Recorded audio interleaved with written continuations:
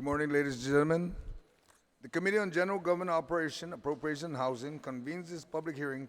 Public hearing notices were given to the media on Wednesday, January 8th, Friday, January 10th, and there was a change and a second notice on Tuesday, January 14th.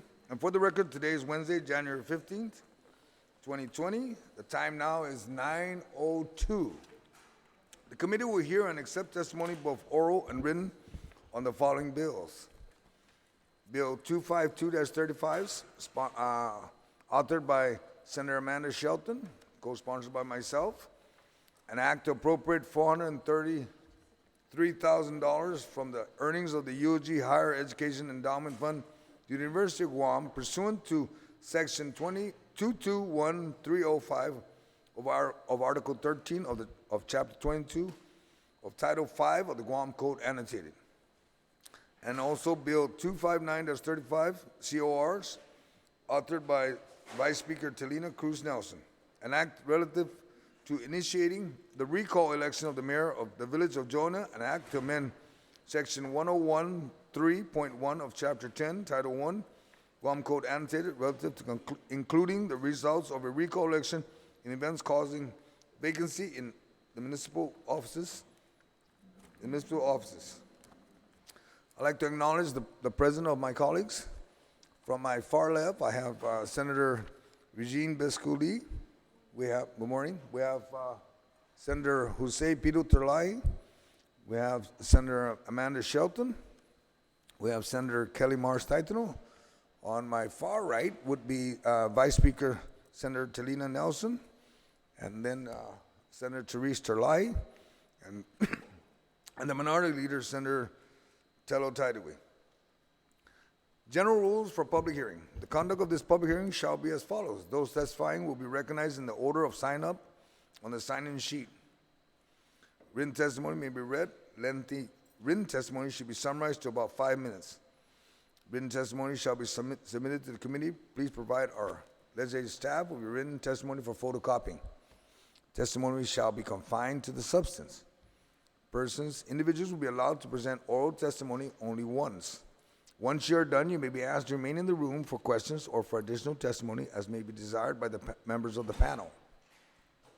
Proper form and decorum shall be practiced by all present in the public hearing room for these proceedings.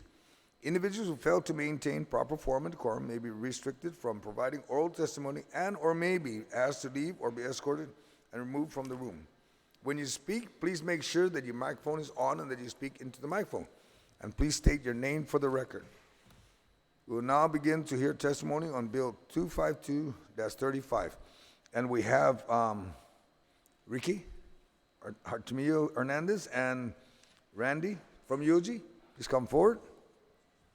I see you're both in support of it, so that's great. And we'll begin with Senator Amanda Shelton for her opening statement. Sidious Masi, Mr. Chair, good morning everyone, Hafaday. Bill 252-35, the University of Guam Higher Education Endowment Fund is allotted funds from the 1998 Tobacco Master Settlement Agreement that was created by 4 of the largest tobacco companies in America.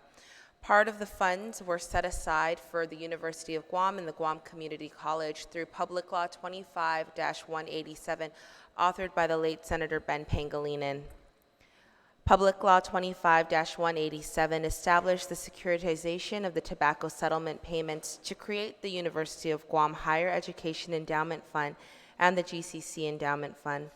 The investment earnings from the funds may be appropriated to the University of Guam and Guam Community College while keeping the corpus of the fund intact. Mr. Chairman, the University of Guam used proceeds from this fund in 2006 and 2008 to make improvements to the RFK Public Library and for the purchase of library equipment to modernize areas for students, visitors, and faculty. These funds were necessary then, and the appropriations associated with both bills are necessary now. As you can recall, during our budget talks last year, we struggled to find funding for the University of Guam, and this is another avenue for us to appropriate these funds that have been sitting in this account to the university to help them. As we know, we need technological advances for our students to continue to support their learning efforts at the university. So I thank you for hearing this this bill today, and I thank those who have come to testify. Situus Masi. Thank you, Senator Shelton. I just have I have the two first testify, and then I'll ask a very simple question that maybe we can resolve, not having to introduce a bill every time there's money there. If it can be at least earmarked and it just keeps going to you folks, and we just get a report of exactly how much is there and we can move on. So we'll begin with you, Ricky. Hafide, good morning. Hafide Chairperson, Senator Joseph Agustin, and Senator Amanda Shelton, and members of the Committee on Higher Education. And I've noticed that we are probably referencing the wrong committee here, but the Committee on Appropriations. Thank you for the opportunity. My name is Ricky Hernandez. I'm the Deputy Administrator for the Guam Economic Development Authority. Thank you for the opportunity to provide testimony on Bill 252-35. GITA fully supports Bill 252-35 with some recommended edits based on updated account information. The bill as proposed would appropriate the sum of $433,000 from the University of Guam Higher Education Endowment Fund, Series 2001B, to the UOG for purposes specified in Section 221305, Article 13, Chapter 22, Title 5 of the Guam Code Annotated. This specific section states that after the initial deposit of funds into the UOG Higher Education Endowment Fund, expenditures shall be limited to 90% of the earnings of the fund and are to be expended exclusively for enhancement of learning resources and technology at UOG, including but not limited to the following: purchase of computer equipment, books, subscriptions, periodical materials, and other library supplies and materials, training, and management of library materials and resources. To provide relevant background on the creation of this fund, the UOG Higher Education Endowment Fund was created on January 11, 2001, pursuant to Public Law 25-187, to fund the amounts provided from the proceeds of the GITA Tobacco Settlement Asset-Backed Bonds, Series 2001B. The GITA secured these bonds in May 2001 in an issue in the amount of $25.5 million. Approximately $12 million in bond proceeds were deposited in sub-accounts to be used immediately for capital expenditures and youth tobacco prevention measures, at which time a bank account was established in 2001 for both of those issues. Amounts in the Series B sub-accounts represents 50% of the tobacco bond proceeds that are to be retained in the trust and endowment funds, with expenditures being limited to 90% of earnings on such funds. The 2001B bonds were issued as endowment bonds and had special restrictions on the use and investment of the proceeds, with the bulk of the corpus to remain invested in certain types of bonds and not to be used for working capital purposes. In December 2007, the GITA was authorized to go back to the bond market to refund the outstanding 2001 tobacco bonds, as well as secure an additional $11.5 million for additional healthcare purposes, and to fund other accounts impacted by the refunding. The accounts held in the trust and endowment funds were unchanged when the bonds were refunded. As the issuer of the bonds, the GITA must ensure that any funds taken out of the trust and endowment funds are compliant with the law and with provisions of the bond indenture. For the UOG Higher Education Endowment Fund, proceeds must be expended exclusively, as mentioned, for enhancement of learning resources and technology, including but not limited to the specific items described in Guam law. As of January 9, 2020, the balance of the UOG Higher Education Endowment Fund is $2,268,976.33.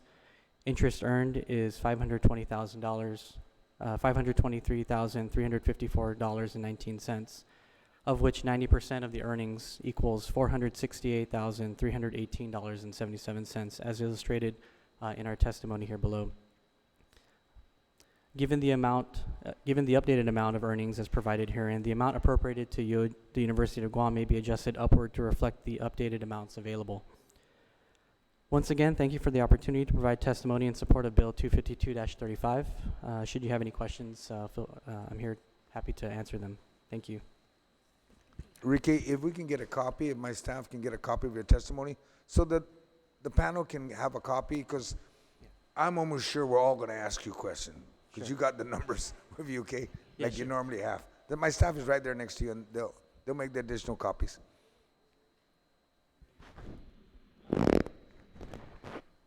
And I'd like to also recognize my colleagues that have joined. Speaker Tina Munoz Barnes is present, and also Senator Sabina Perez. Is anybody else? Nobody else. Sir, Randy, you're next. I'm simple. President Christ had sent some testimony saying we support it, and we learned that a law is required in order for us to access the funds, and we're grateful that the legislature has acted so quickly to respond to that and to hear, and so I just wanted to say thanks for the for helping UOG with this. All right, thank you.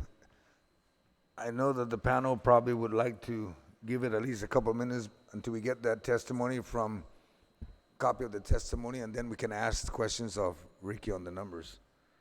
Unless any of the panel members would like to ask questions now? Or you want to give it a couple minutes? We'll pause for a speaker. You have any questions, ma'am?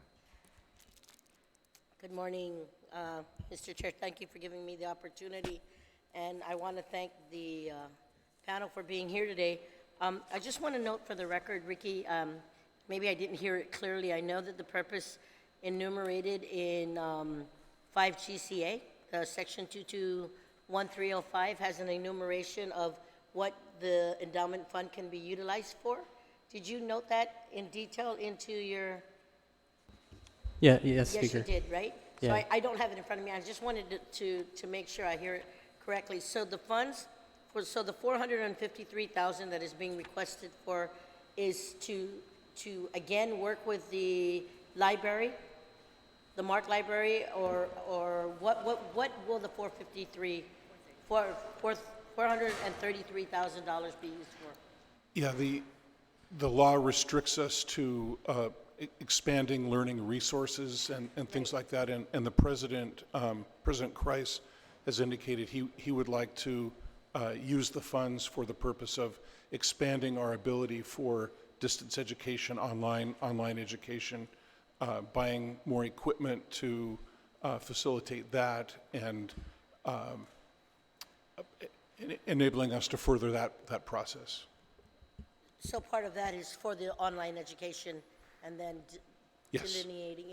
Is any of those enumerations in section 221305 inclusive of what President Christ wants to work with? Yeah, the language is fairly broad in the section, and it talks about the funds being used for the expansion of learning resources, and it says to include but not limited to the following. So the broad statement is to expand learning resources.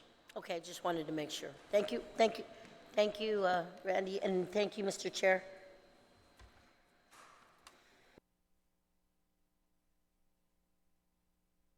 No question. Senator Pito, you have any? Okay, Senator Amanda, we'll hold off on towards the end. Senator Kelly, do you have any questions, ma'am, at this time? It's part of the report. Yep. Yeah. Menanasi Du'us, thank you for coming out here and providing this testimony. So in looking at this, one of the things I'm considering, and I've heard that there's another bill that's up and coming.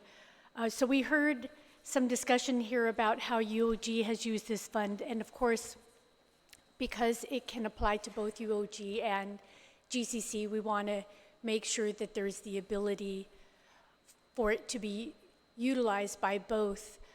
Perhaps you have some understanding about the fact that whether GCC has indeed accessed this fund in the past, and if so, what for?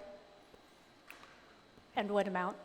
I'm not sure if UOG, if GCC has accessed the.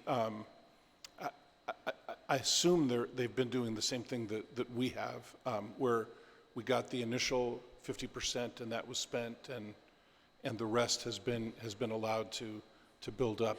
They may have accessed at one time, but their language pretty much tracks our language. There's allows for capital improvement projects, but it pretty much tracks the same limitations as in our language. Mr. Chair, if I may just answer that question. Yes, ma'am. Thank you very much. There is a separate bill for the Guam Community College, which will be heard by your committee, I believe, next week. That's Bill 251. And just to answer quickly, that the Guam Community College did also receive funds, and they last tapped into it in 2009 for capital improvements and new technology. Thank you. Senator Kelly, any further questions? Well, in looking at the amount that they have, the balance as of now is roughly 2.2, nearing 2.3 million. So if we're talking about $433 or so thousand for this bill, it will be important for us all to take a look at how much GCC is proposing as well. It seems like there's a lot of flexibility here because in order to be intact, we can access up to 90% of it, is what it looks like. So that's another important consideration, I think, just making sure that it's intact once we're considering, in the bigger picture, both bills.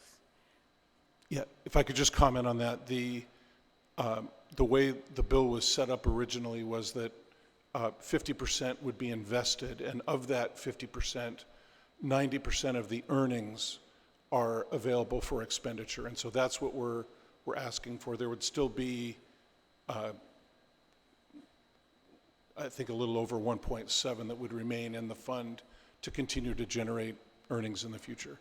And just to add to that, when you mentioned 50%, when we initially issued the bond, 50% of the proceeds of the bond went into different endowment and trust funds, and of which I think EOG at the time had authorization to spend a little over 1.4 million of the sub-A account, and so the sub-B account is what we're looking at now, of which 90% of earnings could be used toward specific purposes.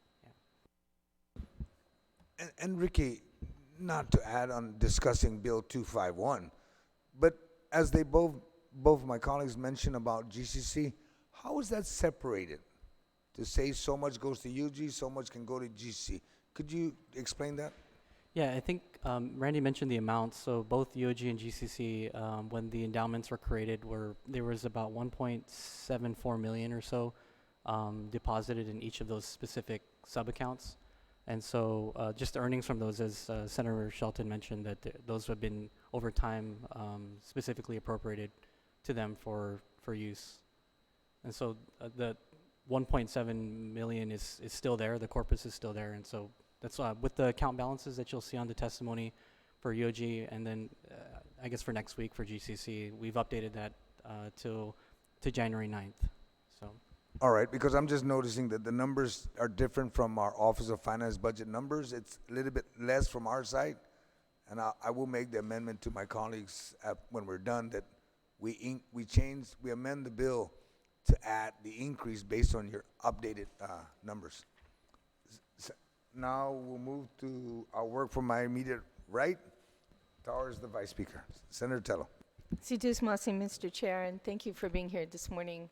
You know, Ricky, I was looking at the law that it was established in 2001 and going forward, and I really did had some concerns about, not concerns, but questions on what is the 90% of the earnings you're talking about? Is it talking about the interest made? Is it talking about the amount that's in the account? And I'm so happy that I saw your testimony here today to break it down for us. So the balance is at 2.2 million plus, and then the interest earned from that is 520. So 90% of that, you can't take more than 90%. It comes out to 468, which now I understand. I'm a visual person, so I appreciate what you did.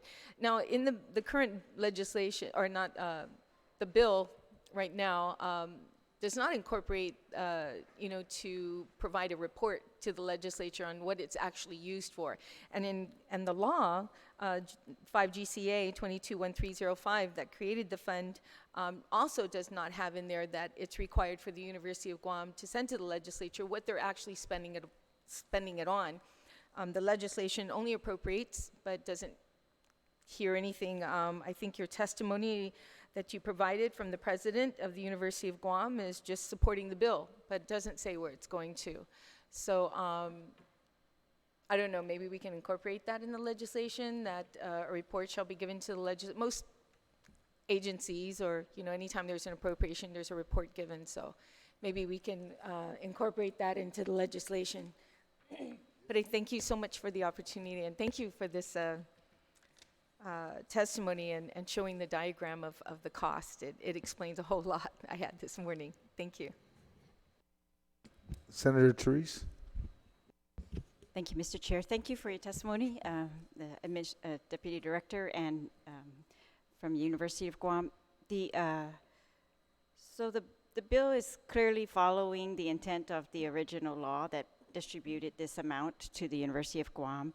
And at that time, it was clearly expressed that it would be limited to these purposes. The proceeds, or the investment proceeds, would be limited to computer equipment, books, training, management of library materials.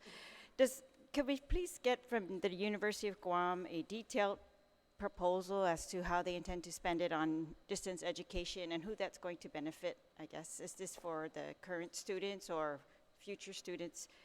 I just want to know, because the recent tuition increase that UOG went and approved, I don't know. Ricky, you were there when they passed, maybe not. That was before, that was earlier. But sorry. But when they passed this law, I'm just wondering if UOG needs this money in this area, or if UOG needs this money in another area that's going to assist the students more directly, especially in light of the recent tuition increase. But, and then just one more question for Gita. So thank you for the accounting on the proceeds and the balance.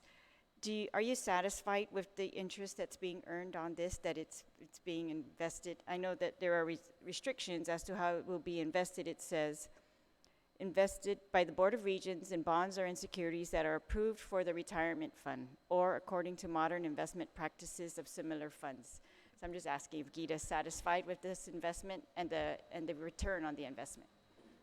When I didn't personally look at this specific statement on the earnings, but you look at GCC and UOG's, their account balances are the same. But as Senator Shelton noted, GCC pulled out some of their earnings a little later in time than UOG did. But the earnings on the GCC portion is a little bit less than UOG. I'd say in comparison, given the time difference in terms of when they pulled out their earnings, I'm not sure exactly the specific interest rate and the economic variables in between the time it was last pulled out and now. But it's according to the law, it's very limited to very safe investment vehicles, and so with that, your returns are obviously not going to be as generous as more riskier investments. But I hope that answers the question. Perhaps Gita could just take a look, and especially if you've compared GCC and UOGs, and give some advice here. Sure. That's part of Gita's role. Yeah, certainly. And I think in terms of the custody of the assets, I believe the custody of the accounts, we'll take a look at and see if we can work with the custodian to see if there's anything we can do for any investments to increase the earnings for that. So the 10% that's left in the fund, does that go back and be reinvested, or what happens to the 10%? The 10% of the earnings just stays in the account. Okay, Yeah. so they're allowed to reinvest that? Yes. All right, thank you very much. Yes. If I could just make a quick Sure. comment on the use of the funds, and we'll get a list together to you. But the idea of developing online learning, distance education, is to expand our reach to other people and create additional revenue sources for the university to help offset the cash shortages. So this is, the ultimate goal is to gain additional revenues to offset the costs for the island and our students. All right, thank you very much. Thank you, Mr. Chair. Thank you, Senator. Senator Sabina Paris. Thank you, Mr. Chair. I think I just want to follow up with a question regarding, is there a way to expand the use of this? I know there's some restrictions as far as use of this fund to enhancement of learning resources and technology.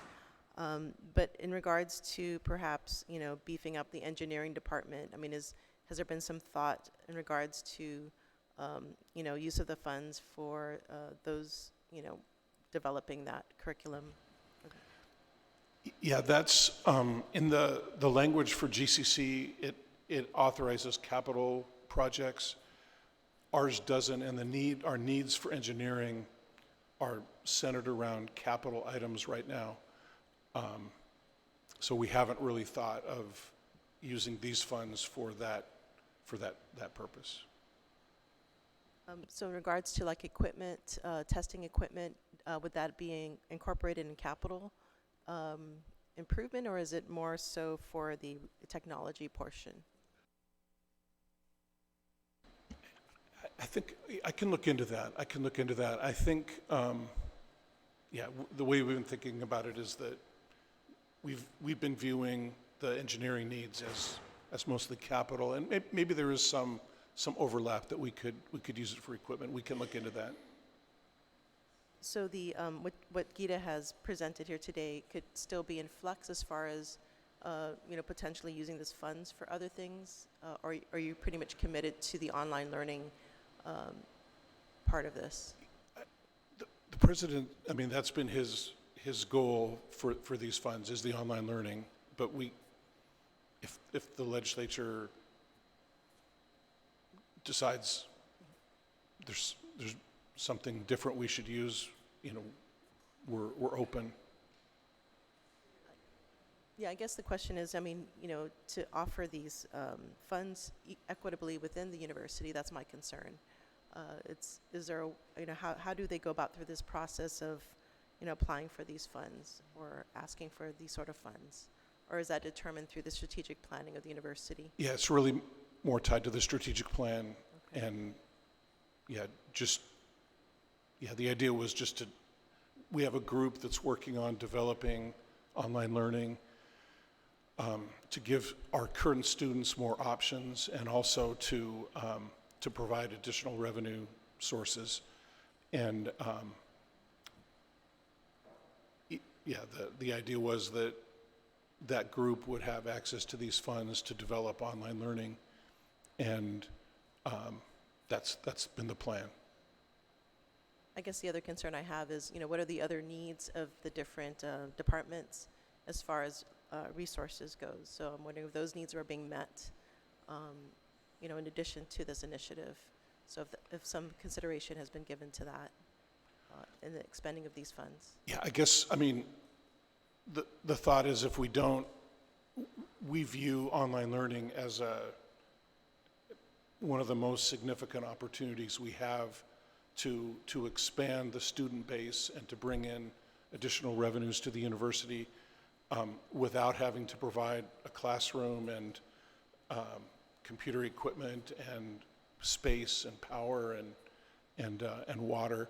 And so the capacity to earn additional revenue from that source to help provide needs for the other schools is how we've been looking at it. That if we just spend it where the immediate needs are,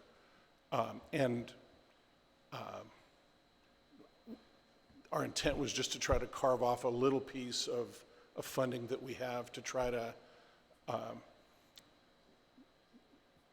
use to develop additional resources, additional revenue resources. So that's how we've been looking at it. Thank you. Thank you, Mr. Chair. Thank you, Senator Sabina. Madam Vice, any questions, ma'am? Thank you, Mr. Chair.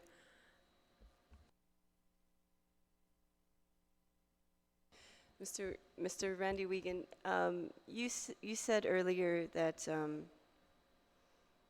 when one of my colleagues were asking the question, you mentioned online education, and then further down the line, another colleague of mine asked a question, and you mentioned that you have a plan in place, but you're open to what the legislature feels the money should be spent on. So I'm a little bit confused. Is there really a set plan in place for online curriculum? What kind of courses will you be providing if that's the intent of spending, if that is the intent on how you're going to invest this money? Yeah, there's a plan. It's being developed for online So the learning. plan is not developed yet? It's in development, yeah. It's in not, development phase, but it's not completed? right. What kind of curriculum will you offer?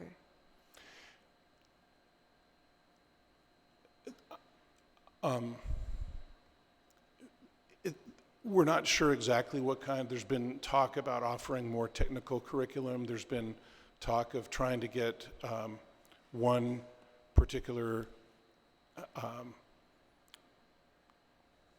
degree, get one degree online, and we've talked about the criminal justice degree possibly being one, because other areas around us, other islands, need the criminal justice degree, and if we can, that's an immediate market that we have. So we don't have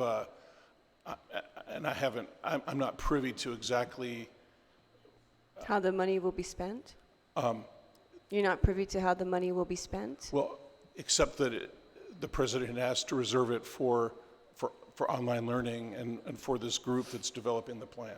What is the name of the group developing the online courses? No, it's just an internal group of people developing online learning resources. Who are the people developing the online resources? Well, Troy McVeigh, who's our Assistant Vice President of Graduate Studies and Online Learning, is the leader of the group, and he's got a group of various faculty members and people from the Information Technology Group that are working together to develop the plan. So there's no plan completed. We don't know what type of curriculum will be offered. Do you know the cost of how much it will take for this online degree? Is it going to be a master's degree? Well- Is it going to be a bachelor's degree? Yeah, our focus has been on, we've already done some work with online learning, so we have online programs now. This is intended to give it a boost to try to expand and increase our reach. So we have the professional MBA program is already online. So we've got one master's degree that's online. I believe that we've been looking at undergrad degrees such as criminal justice for the use of these funds.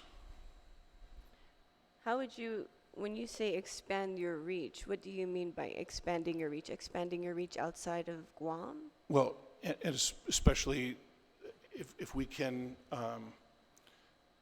we've already got arrangements in criminal justice with Northern Marianas College, and if we can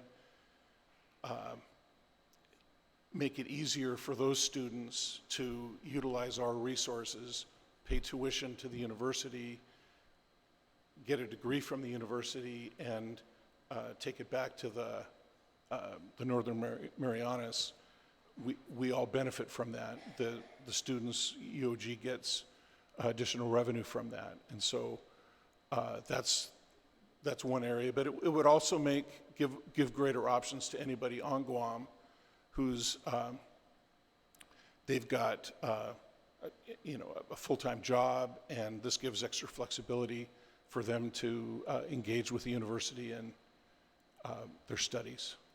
So is this going to be a criminal justice degree online? You That's- mentioned it several times, but you haven't. Yeah, no, In it the beginning, isn't. you said you didn't know.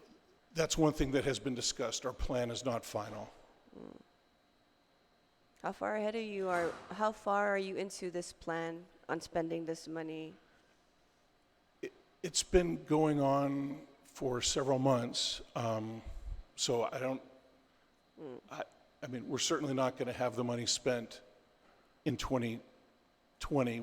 Hopefully we'll have some of it spent, but it's a longer-term plan that probably will see its fruition in 2021. Okay, and then you mentioned it as a revenue source for other schools. Are you talking about other colleges, like College of Natural and Applied Sciences? So this is going to be a revenue generator. How will that be a revenue generator for the other colleges Well, within the university? we've been pretty aggressive at looking for opportunities for additional streams of revenue that the university can get. And one example is our professional and international programs, which they've been engaging with some high school and some college students from Korea, Japan, and other countries, where they can come here for an English language immersion program. And that's been contributing about $450,000 a year to the general fund of the university. And so this is another, we're looking for other ways that we can earn revenues For to the university's general. generate funds for the university. Okay. Thank you, Mr. Wiegand. That's all I have, Mr. Chair. Thank you. Thank you, Madam Vice. I just have a simple, quick question before I ask my colleagues for any follow-up question. One of my colleagues mentioned tuition increase, and then one of my colleagues mentioned you have a plan, but you really don't have a plan, but you're going to get money, and there hasn't been anything reported from the University of Guam of maybe delaying the tuition increase, because we're making every effort on our side to find a way to find you money, but we haven't heard anything, and I believe that the university needs to start letting us know what's going on, because students are asking that questions of us. Is there going to be a tuition increase? Are they still going to pursue it no matter what the legislature does? And I ask that you pass it on to your president. Let us know what's going on, because if you don't let us know what's going on, maybe I'm going to have to ask the oversight that maybe we need to hold back giving you more money if you're not going to offset anything. If you're going to raise revenue somewhere and you're going to create money somewhere, then do it. Because you're not going to offset the tuition increase, no matter how much we find ways to provide the University of Guam. We need communication, and I'm not getting it in my office side. I don't know if the oversight is getting it. Does any of my colleagues have any additional questions? I know that Senator Kelly has, and then I'll come back to Senator Ruiz. Senator Kelly? So I think, especially in light of hearing that the plan is in development and will be ongoing for quite a while, it's important to understand a little bit of the context of the online curriculum. So with that, how long has UOG been offering an online curriculum? Is this something brand new? Has it been around for a while? How long have they been working on online curriculum? Yeah, we've had a group, Tadeo, which is Telecommunications and Distance Education Office, and they've been doing this, I think it's well over a decade that they've been working on distance education, and now the whole idea of distance education has been collapsing into online learning, and so this is something that we've, in a very small way, we've been dealing at it for well over a decade. When you were mentioning Tadeo, what were you saying? I missed it a bit. Were you saying it's collapsing into this online learning, or can you just restate that? Distance education was thought of differently in the past, and now there's a field of online learning and making it, so distance education was really geared towards a few classes to supplement a degree and to engage with people over distance. And online learning is full programs that can be taken start to finish, registration to graduation online. And that's what we're trying to convert the Tadeo mission to more of an online learning mission. So are you saying that Tadeo will continue to exist, or are they morphing, or is something new going to be built in their stead? Yeah, we're looking at morphing it into more of a online academic computing mission. So you're keeping some of the same people who have some experience, Yeah, it's at the same least people, in the same this- skills, yeah. Right, with their 10 years of experience, and then how they've been able to follow the industry. And perhaps my final question, so I've been hearing along the way that the high schools are also looking to offer online classes, and maybe some do already at this point. I think some do already at this point. Have there been those discussions between the direction you're going in and those high schools to see if there's ability to work with the high schools, do part of that for the high schools, have high schools students enroll? Yeah, we've been engaged with high schools, and we're trying to offer opportunities where within the school we're supervising a class where they can get credits for the university, but this would also apply to high school students. And if they've got time, it'll just make it that much easier for them to enroll in a class while they're in high school and get university credit for it. And so just a couple of comments. One, it was really important to hear that this is being thought of as revenue generating. It's important to hear that the university is really diligently working in that direction, and that this is thought to be something that is not needing additional classrooms, so some of the expenses perhaps are being kept low in that regard, and then also revenue generating. And then just another comment. I did teach under Tadeo, and I did teach some online classes, although not really anybody distant. They were just online, exactly as you were saying. They were people who were working full-time. They were teachers trying to recertify. There are a whole variety of situations. But just to mention that there's a lot of flexibility there. We could be outside, and we did that sometimes. We held our classroom outside, and so it's not, it offers some additional possibilities in some ways that might also continue to add to the attraction, that you don't just have to be at your computer in a room as your instructor is. Your instructor can go outside. You can be part of a virtual field trip and things like that. And so perhaps that would be an additional attraction, being able to have those capabilities as well. Are there any other capabilities of these online classes like that that you think will additionally attract new or continuing types of students?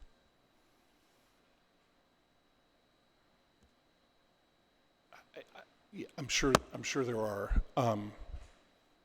Yeah, I know one thing we've been working on and trying to get past is to have a laboratory experience through online learning, and I think the possibilities for that are endless when you can have basically a virtual lab that people are working in as they're going through an online learning class. So just Masi for sharing that. I hadn't heard of something like that before. And I know even the language programs are now able to do this.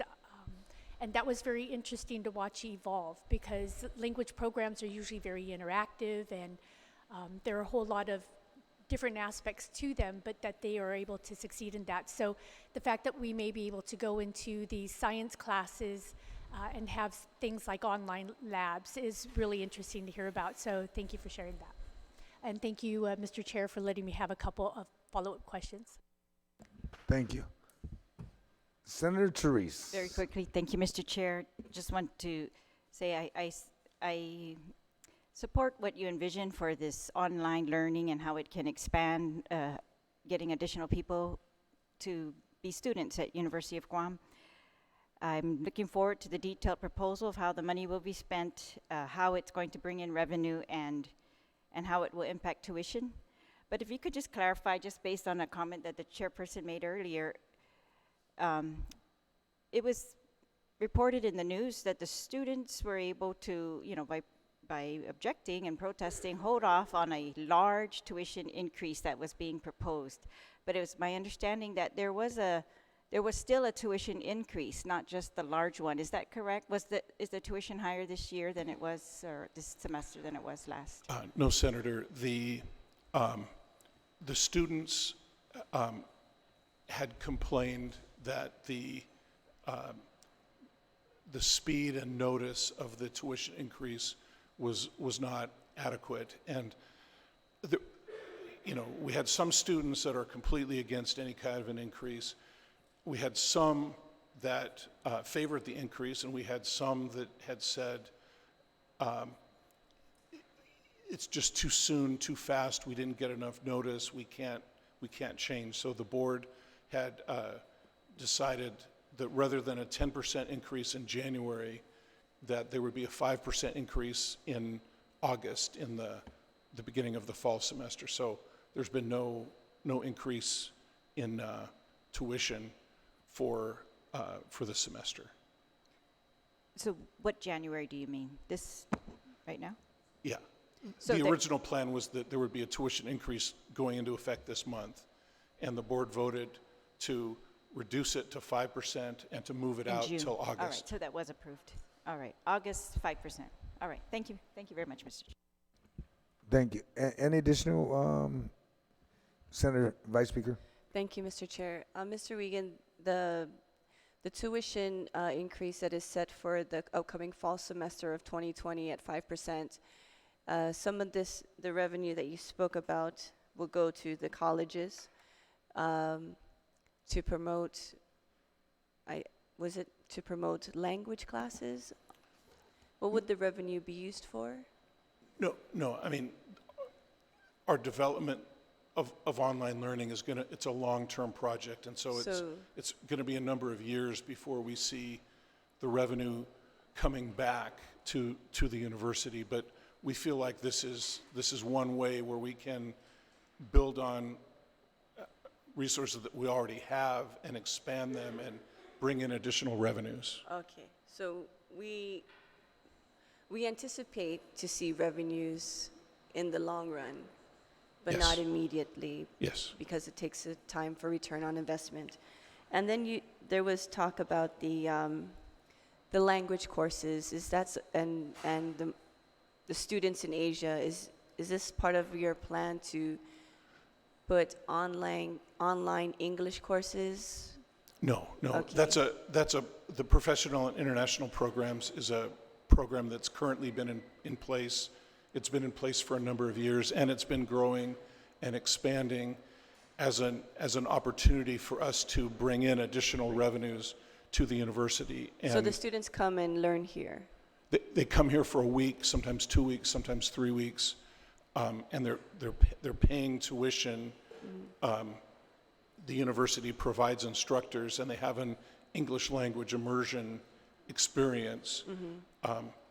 And we've been bringing in upwards of 600,000 students a year, and that's been netting.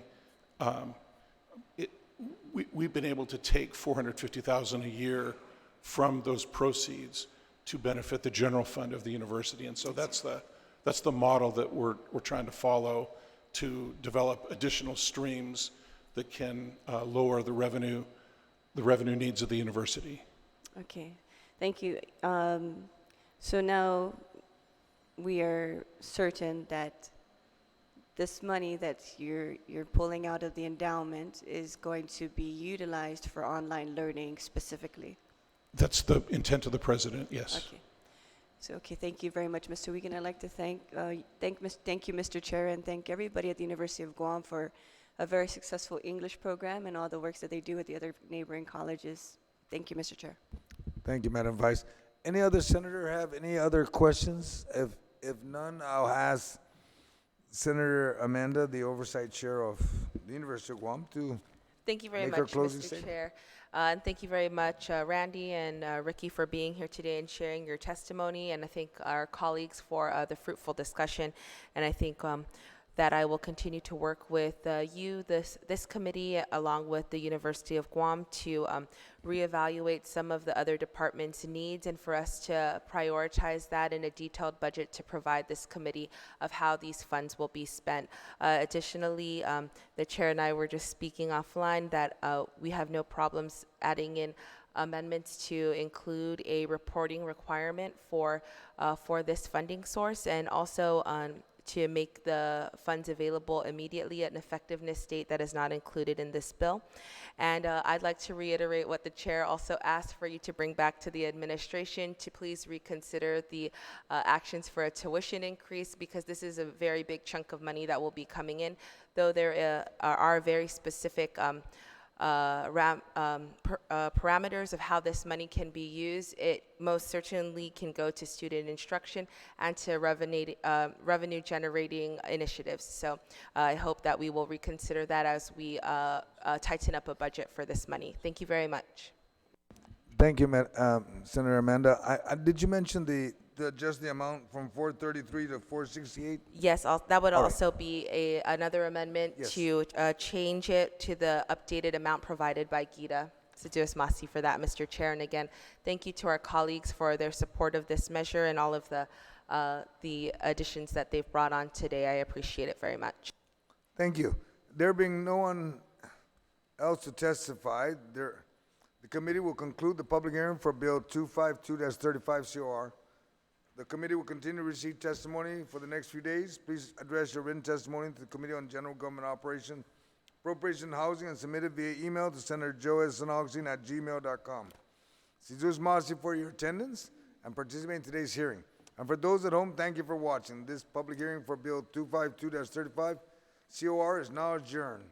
It is now 9:52. And we'll continue to the next bill. We'll now begin to hear testimony on Bill 259-35 CRs, authored by Vice Speaker Telina Cruz Nelson. An act relative to initiating the recall election of the mayor of the village of Jonia, and an act to amend Section 101.3.1 of the Chapter 10, Title 1, Guam Code Annotated, relative to including the results of the recall election, the events causing vacancy in the municipal office. That being said, I'd like to also identify that we have Mr. Ken Leongrove. You can please come forward. And I did ask that the Guam Election Commission Director, Ms. Marie Penglin, to appear so that she can provide any additional information we may need in reference to this bill. And I'll ask the author of the bill, Vice Speaker Telina Nelson, to please have her opening statement. Thank you, ma'am. Thank you, Mr. Chair. Bill number 259-35 is an act relative to initiating the recall election of the mayor of the village of Jonia, and an act to amend subsection 101.3.1 of Chapter 10, Title 1, Guam Code Annotated, relative to including the results of a recall election in events causing vacancy in municipal offices. Mr. Chair, there was a little corrective error that if this bill should go into an emergency session to address the concerns of the villagers of Jonia, there would be an amendment I would propose just in case we do not meet the March 8th, 2020 deadline, and that was to insert an amendment to place a moratorium on that statute specifically for this action on the bill. Mr. Chair, in the past month, myself and some of our colleagues have attended town hall meetings in Jonia. I'd like to thank them for their attendance there, to listening to the people of Jonia's concerns. I know that there are concerns about the motives for a recall election, some within the village. I understand that there's also a concern that well, the big elephant in the room, there's so many people that want to run for mayor. And so they're using this as an opportune time to push for a recall. I understand that because of this delicate situation that in this recourse, I believe that within all limits of the law that you are innocent until proven guilty. I also believe that elected leaders should be able to perform their duties and be available to the public during their time in office. I also believe that Municipal Planning Council should have been appointed upon any of the mayors entering into office, and we are in the third year, and because of this precarious situation that Jonia is in, a Municipal Planning Council was appointed just, I believe, yesterday or the day before. So, Mr. Chair, I understand that this is a very uncomfortable bill. I understand that we are here in an unusual circumstance, and I'd like to thank my colleagues for sharing their concerns, and I hope that we will be able to move forward with some kind of resolve to address the people of Jotnia's concerns about the absence of a leader in office that they have elected. Thank you, Mr. Chair, and I'd also like to thank you for ensuring that Guam Election Commission would be here today to talk about the meticulousness of the process, and I'd like to thank Ms. Pangilinan for her presence. Thank you, Mrs. Pangilinan. Thank you, Mr. Chair. Thank you, Madam Vice. I'd ask, before I ask Ken to speak, because I know he's going to speak in behalf of the bill, but I'll ask first Marie Pangilinan, because I know you got to head back to a meeting, but if you can pretty much tell us about, if we were to do a recall, we see the amount is 22, but you also sent me an email, and I know we're passing it out, the testimony about that there's additional money that we need to add on to this bill. And if you can tell us about the process and the timeline that the Vice Speaker stated, kind of reaffirm and what would we need to do that if we did pursue a recall, would we be able to meet the timeline based on the current law? So if we need to make an amendment, then we do so within the bill or in whatever steps we need to take. We want to get your professional expert opinion. Thank you, ma'am. Thank you, Mr. Chair. Good morning.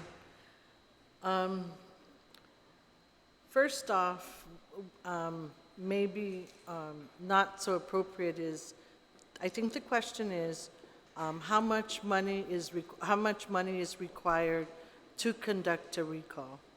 So, as you know, when we have a recall, it's either to have a special election or a second election if the recall is successful.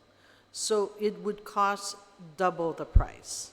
So it would be $45,700. Because first, we have to have a recall. Shall the mayor be recalled? Based on our estimates, the cost is $22,850 for that election. Then, if it's successful and the commission can certify that it was successful, then we go on to prepare for a special election. That special election will involve issuing candidate packets, vetting the candidate packets, and then putting together a ballot and an election only in Zornia. So that will double the cost. That's how the cost will double. With regard to timing, actually, if you look at what the ballot needs to have, operationally, 1 week is prep time upon enactment of the law. Upon enactment of a recall election, 1 week will be ample, except in terms of operations, that's what we need. But the Guam Election Commission Board still has to approve the conduct of the recall. So I will need the publication notices to have a special meeting of the Guam Elections Commission. So safely, timing would be about 2 weeks to prepare. Okay? So we're saying, Ms. Pangilinan, let's just hypothetically say this bill was to pass. There is an emergency session. The bill was to pass. And it's right now, today's date. Well, I'm just trying to use hypothetically if it does happen. What are we looking at to do the recall? And would the law that exists today, would it meet the requirement to have a special election on time? Yes, the critical element, I believe, sir, and I did not consult legal counsel, the critical element is that the vacancy must exist First. before the 240 days. So is that potentially probable? Yes. Inside of the current law, I believe yes, but again, I come before you without consult of my legal counsel. Understood. And, yeah. Vice Speaker, if you may ask the questions. And if any of my colleagues would like to ask questions before we have Mr. Leon Guerrero do his presentation, because we just want to clear the air you. on what goes on in the Election Commission. Thank you, Mr. Chair. So we were trying to work out the timeline because we know we're approaching the 240-day mark on March 8, 2020. Is that correct? Yes, ma'am. So we contacted the Guam Election Commission, and we were given the information that it will take 30 calendar days to actually have a recall performed. So the site, and that is the voting day, it would take approximately 30 calendar days to give Guam Election Commission the time to prepare and to have the location. And so the day I vote will take 30 calendar days from the day that to prepare for that recall that the Guam Election Commission would do. And then, so we tried to do some backwards planning. Yes, Mr. Chair is doing backwards planning, and we calculated that I don't know the intentions of the governor, if she would allow this bill to lapse into law or she would sign it. I don't want to talk about the third option. But so if any case, we would have to go into session tomorrow to ensure that we safely meet the timeline of processing the bill forward, and 10 days for the governor to sign, and then allow the 30 days, or if she should sign, and then allow the 30 days to conduct the recall so that the position would be vacant by March 8th, 2020.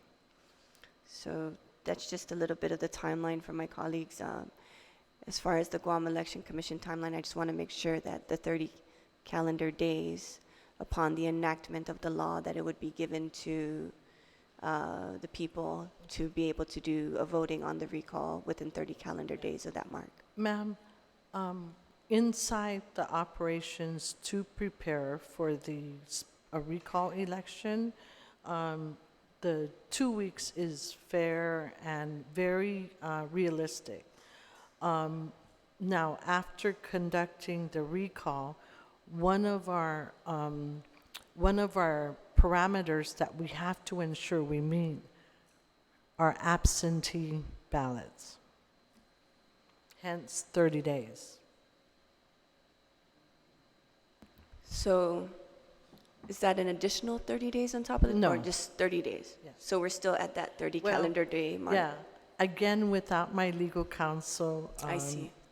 Yeah, I know that the law isn't, the law only mentions absentee ballots in runoff elections. It's absent it's not addressed in special elections. Okay. All right, thank you, Mr. Chair. And I do want to note that I made a statement earlier about perhaps a moratorium be put in if we hear this bill on an emergency session, put an amendment for a moratorium, because in the letter that we received, it states that if a vacancy is a result of a recall election after March 8, 2020, the Guam Election Commission has no role in filling the vacancy precipitated by said recall election. If a vacancy is a result of a recall election before March 8, 2020, it will be incumbent upon GEC to conduct a special election to fill the vacancy precipitated by said recall election in accordance with 3 GCA subsection 13107. And so the amendment I would propose is that that just in case we don't meet the required timeline of March 8, 2020, and a vacancy is not a recall election and the certification of the votes is not done by March 8, 2020, that a moratorium would be in place specifically for this enactment on 3 GCA subsection 13107. Thank you, Mr. Chair. Thank you, Madam Vice. I know that some of my colleagues on my right would have questions, but they're still writing it. So let me proceed to the left that's kind of etching. Senator Lee, do you have any questions right now? If you hold off, Senator Peter Terlai, and then I'll move to Senator Amanda and then Senator Kelly. Thank you very much, Mr. Chair. I'm just a little bit concerned about the time frame that we're talking about, because, you know, the court hearing for the mayor is scheduled for February 4th, and we're talking about March. So let's say, for example, that either guilty or not guilty. Let's say that the mayor is found guilty. Then do we have to go through a recall election? And let's say, for example, that the mayor is found not guilty. Are we going to go ahead and go with the recall election? I mean, the recall. This bill 259 is being heard tomorrow. It's being heard tomorrow, so the time frame that we're talking about is not realistic. We're talking out of the air here. If we're talking about 259 being introduced and being passed, because we're talking about the time here. So we need to really consider that once the court hearing comes by, and I still feel that we should let the court decide. You know, we live in a democratic society, so what is the problem with waiting for the court to let the court decide before going into this 259? And like I said, we all live in a democratic society. We all understand. And I speak for the Jotna people because I am from Jotna. And being there for 70-some years, I know that the main village of Jotna are all close together. They're families. It is not the fact that the resident of Jotna doesn't want to sign the petition. It's not that. It's just that the people of Jotna are really a close community. And Jesse Blas, for example, you know, stays right in the center of Jotna. It's not a matter of people being afraid to sign that petition. It's a matter of the people of Jotna having that mentality of due process, the mentality of constitutional rights for an individual that has not been convicted. That is why the people of Jotna did not sign that petition. Because the way we live, being in a democratic society. Thank you, Mr. Chair. Thank you. Senator Amanda. Thank you very much, Mr. Chair, and thank you for your testimony, Ms. Pangilinan. And I've been reviewing the statute that states events causing vacancy in the municipal offices of mayor and vice mayor. I understand we're in a very tight timeline here to move forward if this is what we choose to do. One of the options here that would cause of vacancy says that the decision of a competent tribunal declaring void his or her election. I'm not sure if this is the appropriate question to ask you at the Election Commission or if it's for the Attorney General, but what in your mind is this tribunal? What is a competent tribunal? If this is another option that is viable for us, that would not necessarily call for a recall election, but if there's another avenue for us to take. Okay. Beyond the scope of Guam Election Commission. Fair enough? All right. Yeah, I can speak with the legal counsel and look into it, and I'll get back with you. Okay, I would appreciate that. And in your knowledge or your memory, have you ever seen this tribunal impaneled for any case? No, and when the issue came up, we looked back in our files on recalls, and we've never seen it, ma'am. Okay, thank you very much. Before I move to Senator Kelly, Madam Speaker, did you want to speak? Ask nothing. Okay, Senator Kelly.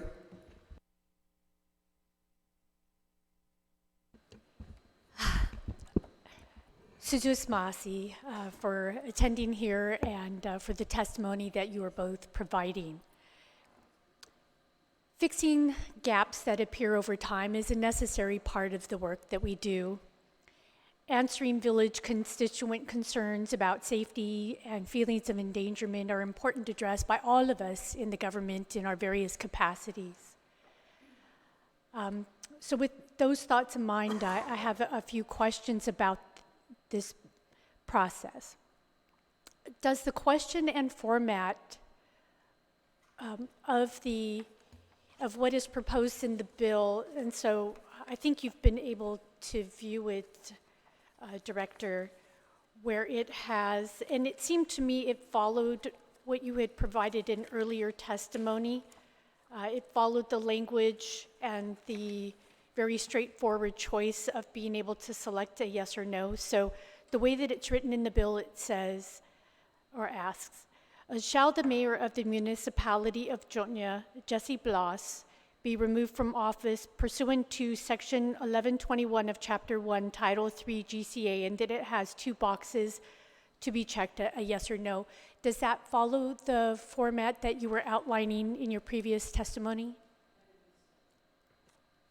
Malik, that's good to know. That's an important part of this.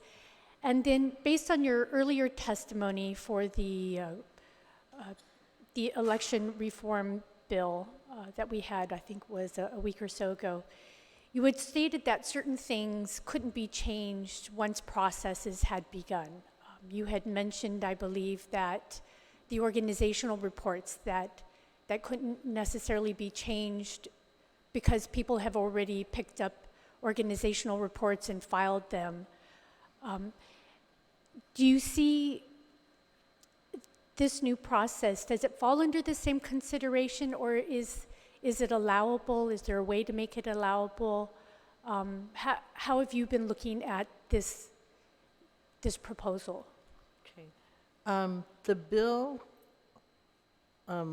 follows the what our processes follow the bill, I think is a better way to put it, in terms of, do we go through the same process of a recall without this bill? The answer is yes. You asked about the verbiage on the bill itself for the recall ballot election. I believe it is one and the same. Does that answer your question, ma'am? I think so. I just want to make sure that I'm understanding it correctly. So what's in the bill can meet the processes that are outlined, but is that close? Yeah, so again, I'll repeat. Even without the bill, the recall process is, without the bill, there's the recall process. This bill falls right in line with the recall process that's in the law, sans the absence of a vacancy. Mr. Chair, if I may, I believe I believe that there's also, maybe perhaps the question is, do we need this bill to have, for the villagers of Jonia to have a recall? Can the people of Jonia do a recall on their own? Perhaps that is the question. Well, I think that's a very good question. Okay. So, Can the villagers of Jonia do a recall on their own without this bill? And what is that process? Yes, they can, and a format of the recall petition has been issued to a voter of Jonia, and so it would take them to submit, I want to say 877 vetted signatures. I'm not sure of the number, so it's a matter of them submitting around that number of signatures to us, and then when we vetted those signatures, we let the legislature know that we've received that number of signatures, and then and then the legislature will say, okay, yes. So basically, Madam Director, there's a percentage of the number of votes cast in that last election will determine the number that you need to recall, correct? Whatever that number may be, maybe Yes. the 800 or whatever. Yes. Now, when the Mr. petition Chair. was issued, they're aware of that magic number. Am I correct? Yes. Okay. Mr. Chair, let's go back. For the recall to be successful at this time, I believe the number is 1,050. Okay. Okay, so it's 1,050, not the 877 that you mentioned earlier. There is a specific percentage. There's a specific percentage that they Yes. need. And what is that percentage? Is that 75, 50 plus 1? Yes, it's Okay, a simple majority. 50 plus 1. Now, the petition that went out, because it's all related to my colleague's question, when the petition went out, the folks that picked up the petition, that's circulating the petition, whoever it may be, it doesn't matter to me, they are aware of the magic numbers. Yes, they are. Okay. Good.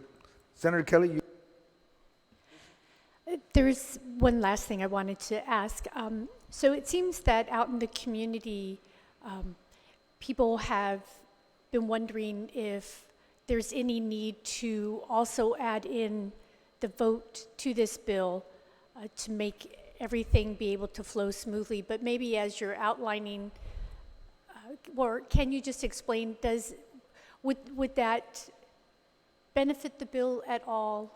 Are the processes, it seems like they would already be in place if they go forward with a petition, but for this bill, would it do anything useful or helpful to add the next step, which would potentially be a vote for the mayor in this bill so that it's all together? I would believe that would be very efficient, especially with the time involved. So just Masi for your answers. Thank you. I will now, Madam Vice, yes. Thank you, Mr. Chair. I didn't quite understand the question by the Senator Marsh. Is this in reference to the special election? So it would behoove us to include an amendment into this bill for the appropriation for the special election. Thank you, Mrs. Pangilinan. Yes. Now I'll ask Senator Tello, do you have any questions, ma'am? Sujus Masi, Mr. Chair. Thank you, everyone, for being here today. I've been a former mayor, I'm a former resident of Jonia, raised my children in Jonia, in fact, and the people are very resilient. I was so happy to see that, there was decorations up this Christmas, and I even hear from some of the residents, even more security in the area. It's been quite nice, and this is very hard for the residents there. Many relatives there too as well. That being said, there is a question I have. I don't know, Maria, if you can answer this, because if we do go through a recall, And I know that you've been keeping up with what's been happening in the news with the circumstances. That a recent news article came out that Mayor Blas was going to appoint his municipal council while he was in jail. And I was always wondering, well, can he still do that? Considering he's on administrative leave, does he still have the power in order to do that, to appoint a municipal council? Because the law states that once there's been a recall and there's a vacancy open, that the municipal council can then appoint somebody to fill that vacancy. As a mayor, I'm not sure if it says as a mayor, but to actually fill the duties and responsibilities of a mayor until the end of the term. So the question is, does he actually have that authority to do so, to appoint a council from jail? Beyond the scope of Guam Election Commission. I thought so, but I thought I'd give it a try because I know that you are on top of this. And has your board said anything? We actually have a meeting this tomorrow at 5:30. They haven't said, so it'll be tomorrow if Well, I know there's you have any a- discussion. I know you have a couple attorneys that are sitting on that board as well, that maybe the question, you can proffer that question, does he have that ability? That way, if that's the case,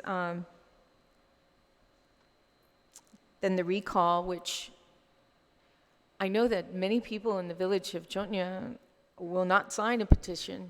They won't do anything. They're waiting. Just, it's unfortunate. The next question I have, as a director, your personal opinion, and as a director, the laws that are put in place that govern the election, what you cannot do, and the time frames, do you think it should be manipulated in any way at this point? With regard to the recall, with regard to a recall election and a special election, I believe some things are not addressed. For example, absentee ballots, that's absent with regard to special elections. And that's a critical part in terms of the time element. Do we accommodate them for a recall election? Do we accommodate them for what types of special election? So in answer to your question, the system is in place to update the election code. Maybe the timing of submitting the recommendations, as I had spoken with our oversight chair, maybe we need to work on the timing of when these recommendations are submitted so that they can be put in place, so that we have the time to prep. And Senator, thank you for asking the question. We want people to know that the day we certify the general election, the next day we're already prepping for the next election by cleaning out the voter registry and other mandates, mind you, mandates that we have to do, including submitting the recommendations to all of you. Thank you for that. And I know that we have a bill that's out there, but we're, making some adjustments to that and kind of breaking that bill up into smaller bills. And I have one coming out soon. I think, if there's any other bill that we should mandate that anyone who becomes a mayor and vice mayor, that they're required within 10 days of office to appoint a municipal council. That should be a law. Because a lot of this would be taken care of if they were in place in the first place. So maybe we can look into requiring that for these mayors that come into office. Well, I just wish them, for the residents of Jotnya, my very best, and I'd like to do what Jotnya wants to do. I'd like to see more people from Jotnya in here, talking with us and telling us what they would like to do. And unfortunately, they're not here. Maybe a couple, and that's it. But that definitely is not the representation of all of Jotnya. So thank you so much. Thank you. Senator Therese from Zona. Thank you. I'm looking forward to your testimony, Mr. Languro, but while the director's here, if you could just clarify, Maria, so if 30 days, if we do you believe you're mandated to include absentee ballots at this point in a recall election? You know, again, it's absent of the law, and I have to say, I have to consult my legal counsel, Senator, because in the files that I looked at, I didn't see any No precedent for no that? precedent. All right. And then if you were going to include them, so 30 days, when do you estimate you need to count in order to determine whether there's a vacancy before March 8th? Would you have to count like starting on March 3rd or March 5th, or how much time are you giving yourself? When you say to Count the ballots. Oh. To receive, yes. Ma'am, counting To the ballot. certify, to certify, okay. yeah. To certify, we can already schedule that ahead of time if we know the election date. Right, We- well, 30 days. I guess Okay. I was trying to work backwards, Yeah. like the vice speaker. Okay. So if March 8th, we need to know whether there's a vacancy on March 8th. Yeah, when would you want to start counting those ballots in order to make a determination prior to March 8th? Okay, want and mandated maybe are two different things. We want to do it sooner than later. I think mandate says, and I may be wrong, ma'am, is if the election commission certifies on March 7th that there's a recall, that may be okay. Yes, it should Yeah. be anytime before March 8th, Yes, right? right. And So I'm just asking how many days does it take for you to count the ballots, Oh. to certify the results? 1 day or Yeah. 3 days? one day. Okay, that's Yeah. what I want to know. I'm sorry. All right, and so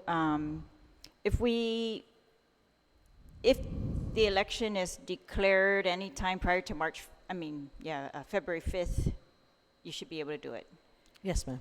You would announce it February 5th, you'd get the results back March 5th, 30 days, Yes, ma'am. or end it and then count, right? Something like that, all right. And then, but you still need 2 weeks prior to that 30-day to prep, to print ballots, things like that. Yes.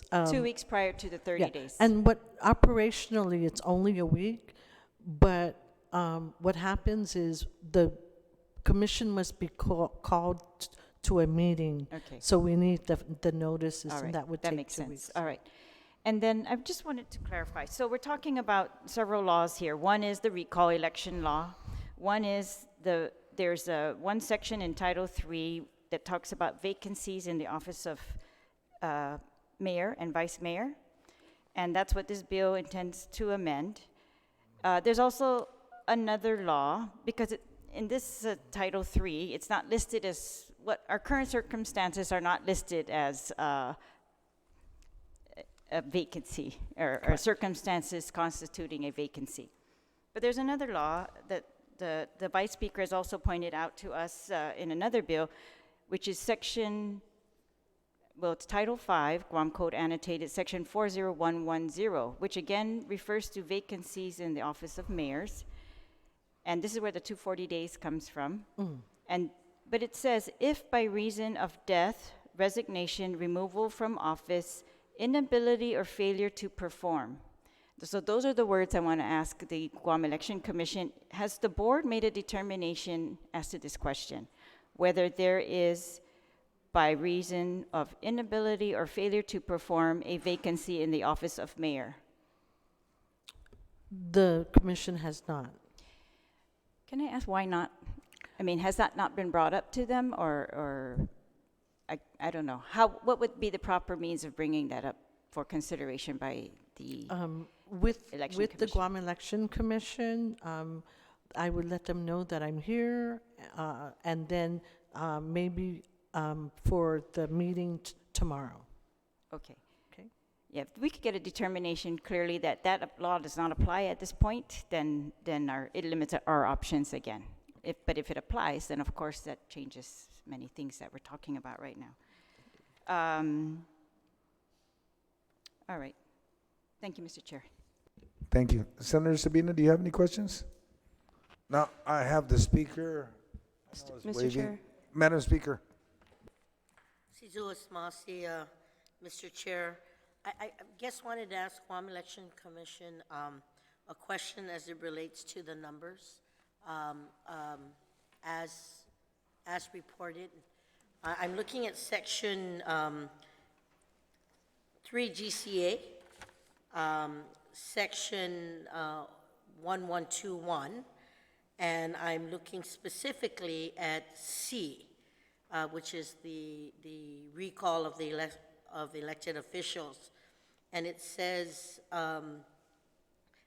either a 2/3 majority by this body or a petition that goes out, and it talks about the number of voters in the village. So is it safe to say that the numbers for Jonia alone for the 2018 election was 2,033? Is that the number that they would have to get if this recall were to go through? The number for petitions, the signatures is 8. The required number of signatures, if the voters of Jotnia were to circulate a petition, is 877. The number of yes votes, if we have a recall, for the recall to be successful, is 1,050. If that's if that number, if 1,050 is also a majority of the number of voters that showed up to vote in the recall. So if the report showed that 2,033 voters showed up, full participation, then you're just minusing the absentee ballots? I'm sorry, ma'am? I'm looking at your report, I'm sorry. So I'm just going off the Election Commission report, and it shows total votes was 2,033. So I just wanted to clear in my mind because the threshold that you're giving me is a little bit lower than what was calculated. Because it is a percentage of based on that number, ma'am. So 877 is the number of signatures required, yeah. 1,050 is the number of votes required. So we're working on percentages. Thank you. So, Madam Speaker, let me just make sure that we have clarity because I know some of my colleagues are looking. Ms. Pangilinan, the petition being moved requires 877 signatures, correct? Once that petition goes through, what is the next step? They go to a recall election or it sends to us? Sends to you. So in other words, after they get the 877 signatures, it's over. We decided the legislature if there's a recall, correct? It's actually not very clear, but yes, we have to tell you that there's sufficient signatures. There's sufficient signatures for recall. Yes. And all the legislature would end up doing would have the ownership of deciding a recall. There's a vacancy in Zona. That's what you're saying, right or no? It's up to the legislature. Yes, if you look at the law, it's absent what happens there. What the commission knows is that once we vetted 877 signatures, then we can presume, GEC can presume that there's going to be a a recall election, and that we work in sync with the Guam legislature and the governor.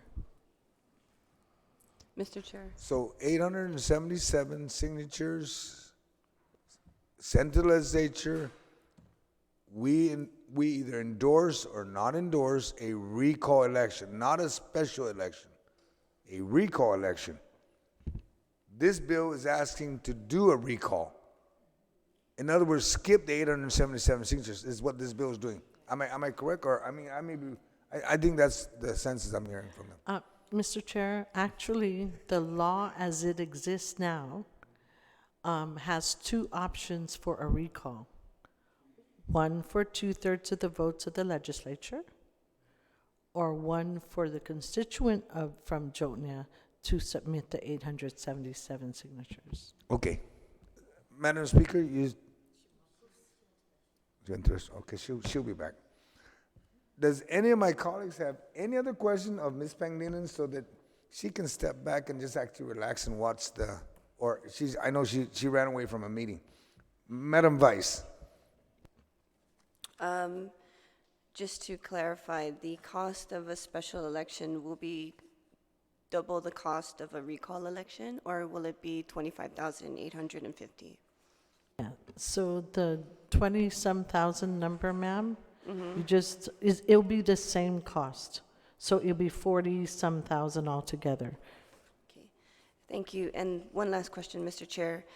In Title V GCA, Chapter 40, one of my colleagues mentioned that on subsection 40(1)10, mayors, if by reason of death, resignation, removal from office, inability to perform, there shall be a vacancy in the office of the mayor for less than 240 days before the date of the next general election for mayors and vice mayors. And there was some question, how do you define inability or failure to perform?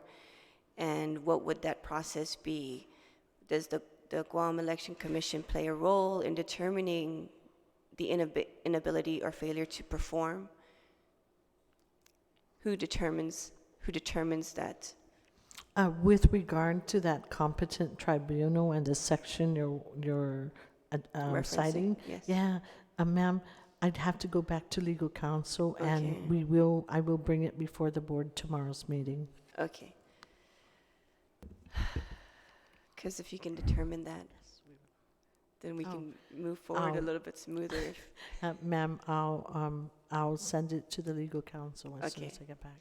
Thank you very much, Ms. Pangilinan. Thank you, Mr. Chair. for Thank your you, Madam indulgence. Vice. Ms. Pangilinan, do you have a copy of the bill in front of you? If you look at, I would say maybe page 3 on letter H, that would be line 11, when it says, when an incumbent is incapacitated because of illness. If we were to amend that and says incumbent is incapacitated because of illness or incarcerated, that would meet that requirement. I mean, because on many occasions, a lot of the laws it's the verbiage used. If you add one word, it changes the whole setup. It actually defines it, because as one of my colleagues brought up, the mayor is in jail. He's being detained. I wouldn't say in jail because he hasn't been convicted. He's being detained. He's not able to perform his duty, which fulfills when an incumbent is incapacitated. There's other ways of, you're not necessarily just sick, but you could be in cuffs, in handcuffs, in detention. You can perform your duty. So I'm just asking a very hypothetical question that you may want to offer within the purview of the Election Commission. Mr. You may Chair, not recommend it. if I may, with all due respect, sir, I don't think it would be very wise of us to include that as part of statute, Okay. especially for an elected official, especially the verb of incarcerated. Or It's kind of, being detained. Okay, all right, okay, I withdraw that, and we'll move on. And any other colleagues have any questions of Ms. Pangilinan? If not, thank you, Ms. Pangilinan, for appearing. We also have Mr.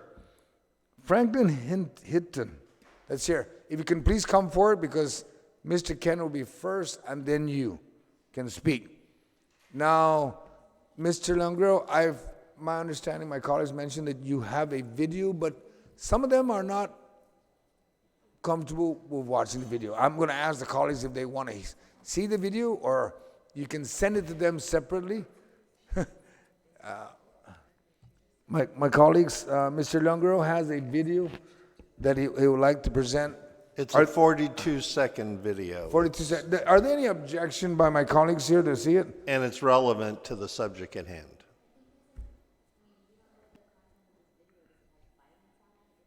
What does it have, and that's a question that my colleagues are asking, does it have violence, does it have language, certain things that shouldn't be allowed? It's silent, it's television broadcast safe. Okay, is there any objection? There being none, Mr. Longrow, you have the floor. My name is Ken Leon Guerrero. I'm with the Guam Citizens for Public Accountability and a resident. I asked a couple of friends of mine from Jonia to be here today so that they could give their point of view. They have not shown up yet. The recent events surrounding the mayor and the mayor's office and our community in general play a very significant role in why the recall petition is struggling. A lot of people do not feel safe putting their name and address on a piece of paper that is going to be circulated publicly. Could we have the video, please?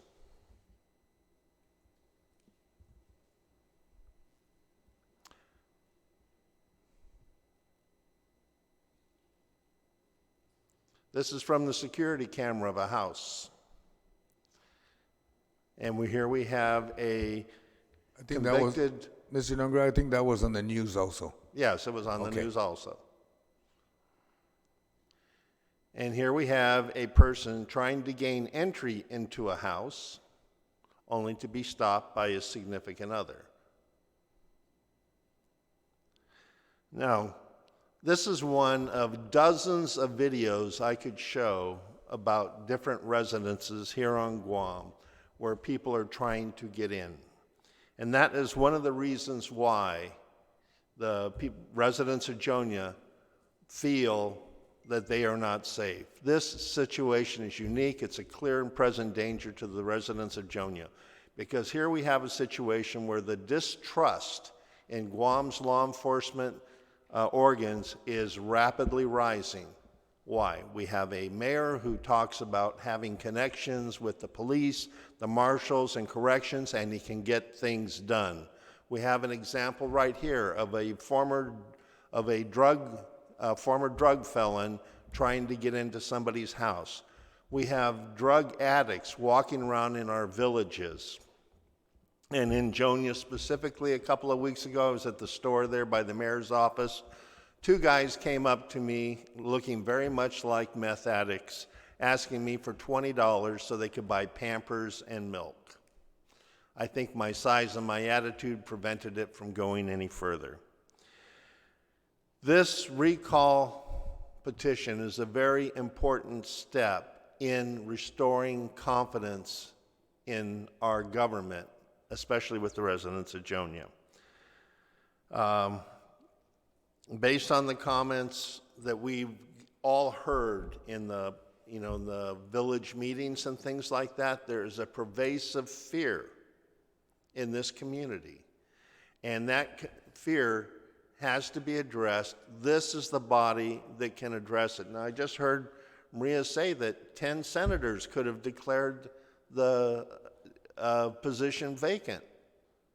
That is news to me, and I'm surprised that 10 senators aren't stepping forward to declare the position vacant so that an election can be held and a new mayor put in place in the village of Jonia.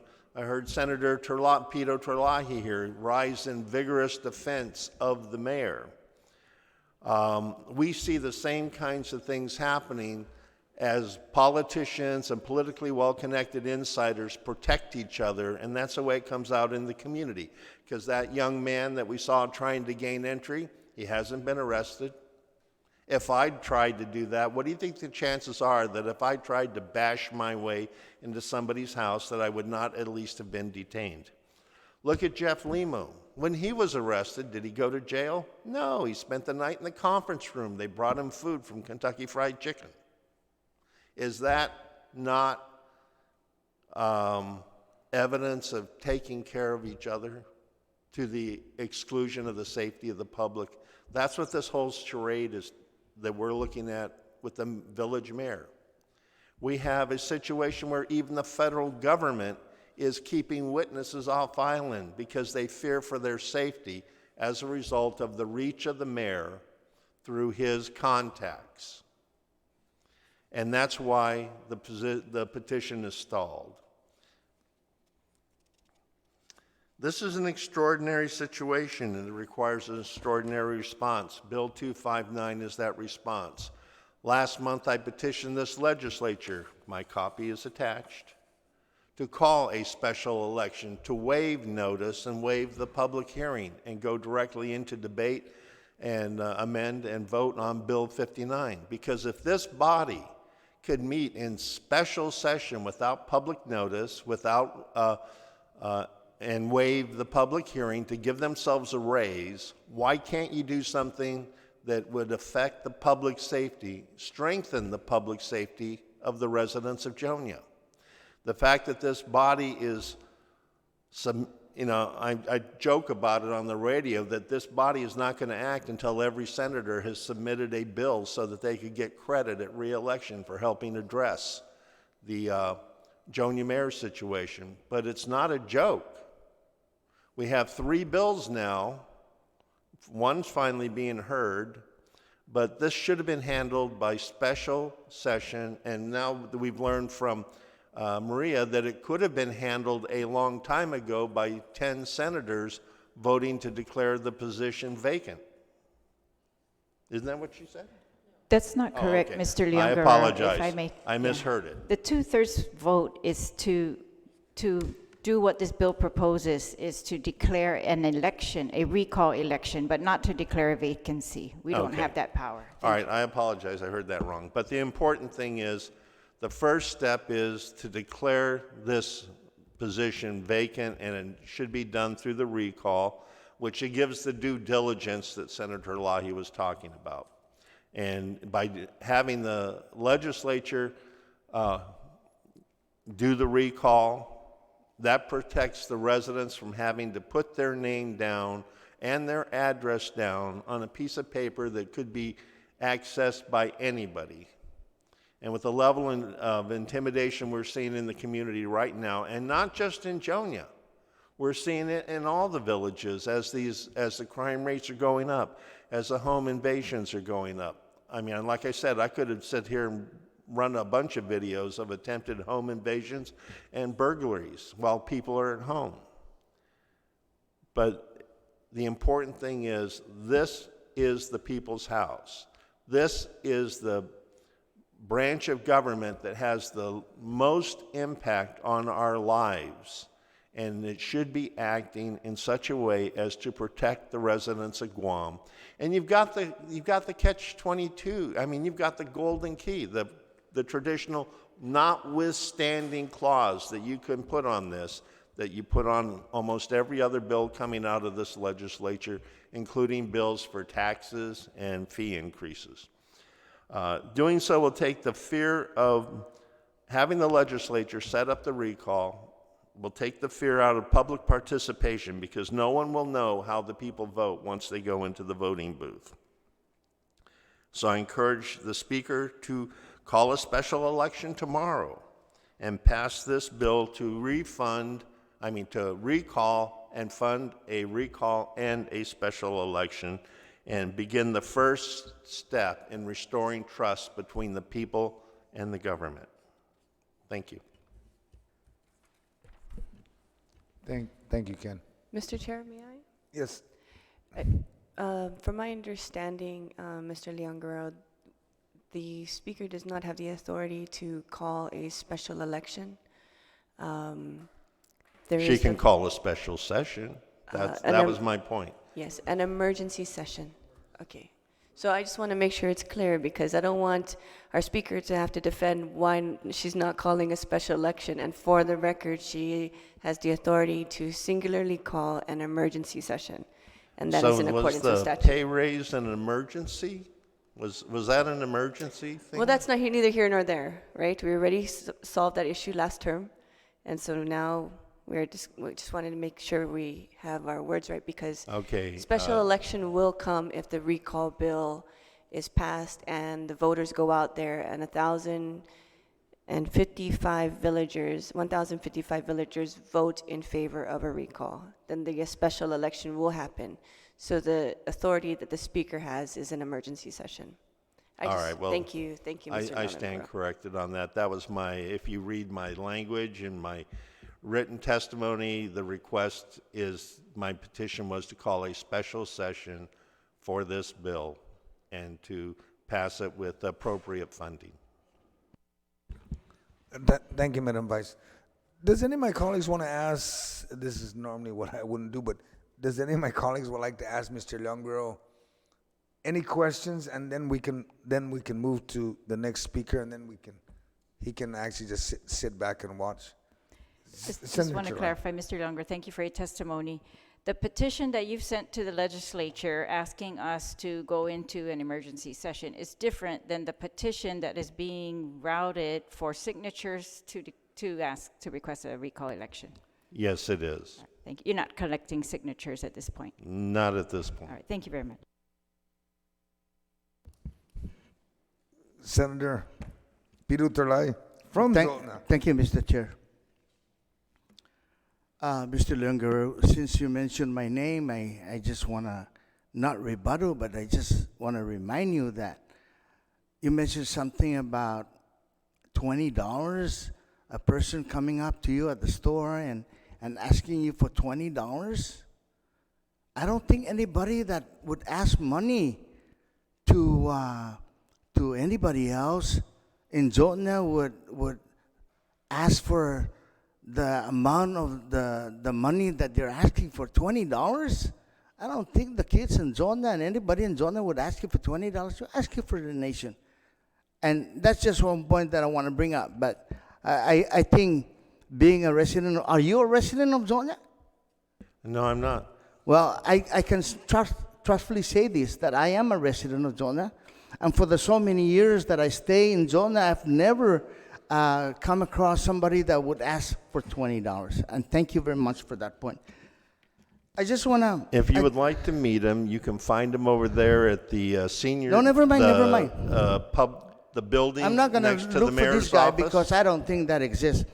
Mr. Leonguero, do you believe that being in a democratic society, do you believe that, a person should be given the opportunity to practice his constitutional rights, or even the people around him? Do you believe in the Constitution of the United States?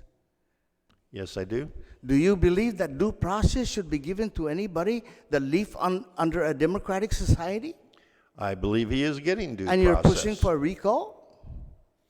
You're talking about two Thank you separate very much, processes. Mr. Chair. Thank you. Any other colleagues would like to ask a question, Mr. Leonguero? There being none. Thank you, Mr. Leonguero. Now, Mr. Hinton. Hey, my name's Franklin Hyton. I live in Joliet. Okay, my question is, let's see, that how strong is the system? This person violated the law. He's protected by the law more than he ever was. He committed a crime. How serious is this crime that he committed? Why are we here now discussing this? I asked every one of them senators, I called them up to try to get them to push for a recall. Not too many of you guys called back. Is it serious enough for you guys just to let it go? Keep letting it happen? You are the lawmakers. Is he breaking the law or not? Make me understand.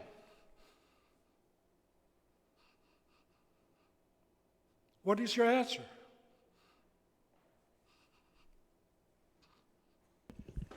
Is that your testimony today? And then I can ask my colleagues, they can ask you questions. But Well, you can ask me a question. Mr. Hitton, right? Yeah. Hitton, your statement was,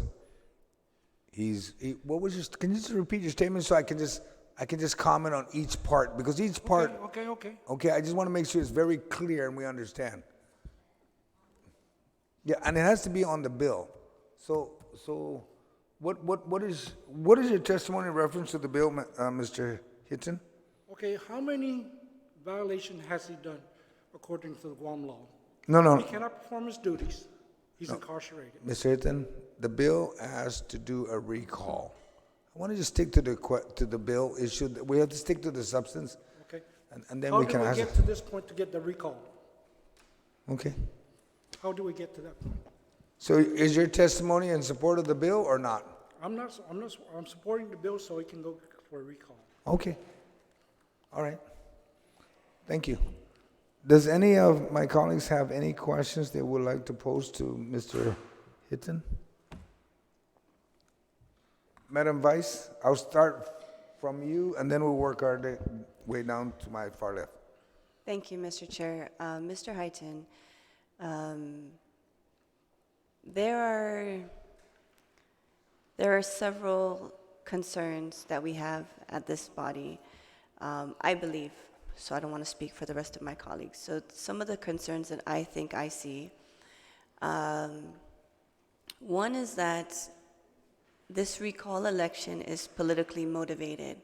And when I say politically motivated, the last town hall meeting, a question was asked, how many people will run for mayor? And so that's one concern. So are we doing this because it's politically motivated? Or are we doing this because it's the right thing to do? Or are we doing this because we are not giving the individual their right to due process? So the Jonya mayor right now has not been found guilty of anything. The Jonya mayor is innocent until proven guilty. The concern is that the people of Jonya, or some members in the village of Jonya, are saying that he's already guilty of certain crimes, which is not true. There's a due process, and I think that if I was accused of anything, I would hope that the people would allow that due process to happen. Secondly, you have a bunch of people that are politically motivated. And then thirdly, in his absence, there have been some statements where there has been no impact to crime or impact to the safety of the villagers of Jonya, and the villagers of Jonya have managed to pull together to function the village itself. So, those are the concerns that we face. Do you have anything that you'd like to share from your foxhole on some of the things that you experience in your village? Well, they asked me to get those signatures. How many signatures did they have that says that they want to keep him in there? If it's good for one thing, it's got to be good for the other way. How many signatures did they have to say they want to keep him in the office? The petition was for a recall. The petition was not, there was no, I have not heard of a petition that wants to keep the Jonya mayor in the office. I have only heard of a petition for a recall. Okay, the petition that we have, we have to garnish the 900. Okay, we got some uncertain people if they still want to do it or not, if they're scared. So where do we go from there? The question that I'm asking you is, your experience in the village, in the absence of a mayor, is there a concern of safety? Has there been a rise in crime? Has there been any duties that the employees that are at the mayor's office have not been able to fulfill for the people of Jonya? Oh, no. So there's no issues with the mayor being incarcerated? Well, he's just not there to perform his duties. And what kind of duties do you feel that he is lacking? Well, he's obligated to answer to the people of Jonya whatever they come up there for him to ask him to do, or if you can help him out, but he's not there.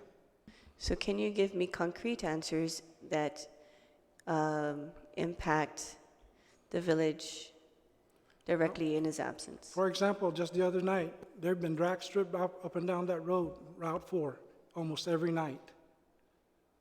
Who do we talk to about that?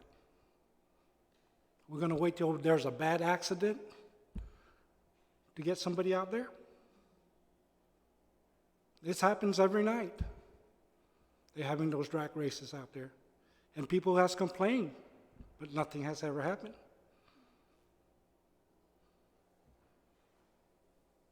Thank you. Thank you, Madam Vice.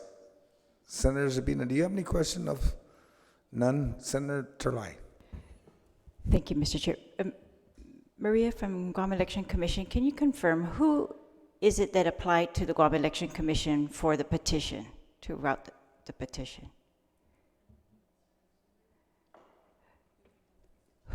Who applied to the Guam Election Commission for approval of their petition? Mr. Heighton. Oh, okay, because I thought, Mr. Heighton, you said you're not routing that petition. I thought you were the one. Okay. All right, so you're the one routing the petition, and are you willing to discuss how many signatures you have today? Yes, we have about 325. All right. Because every time we go to the houses, either they're not home, you know, or they're sleeping, they just don't want to answer the door. All right. And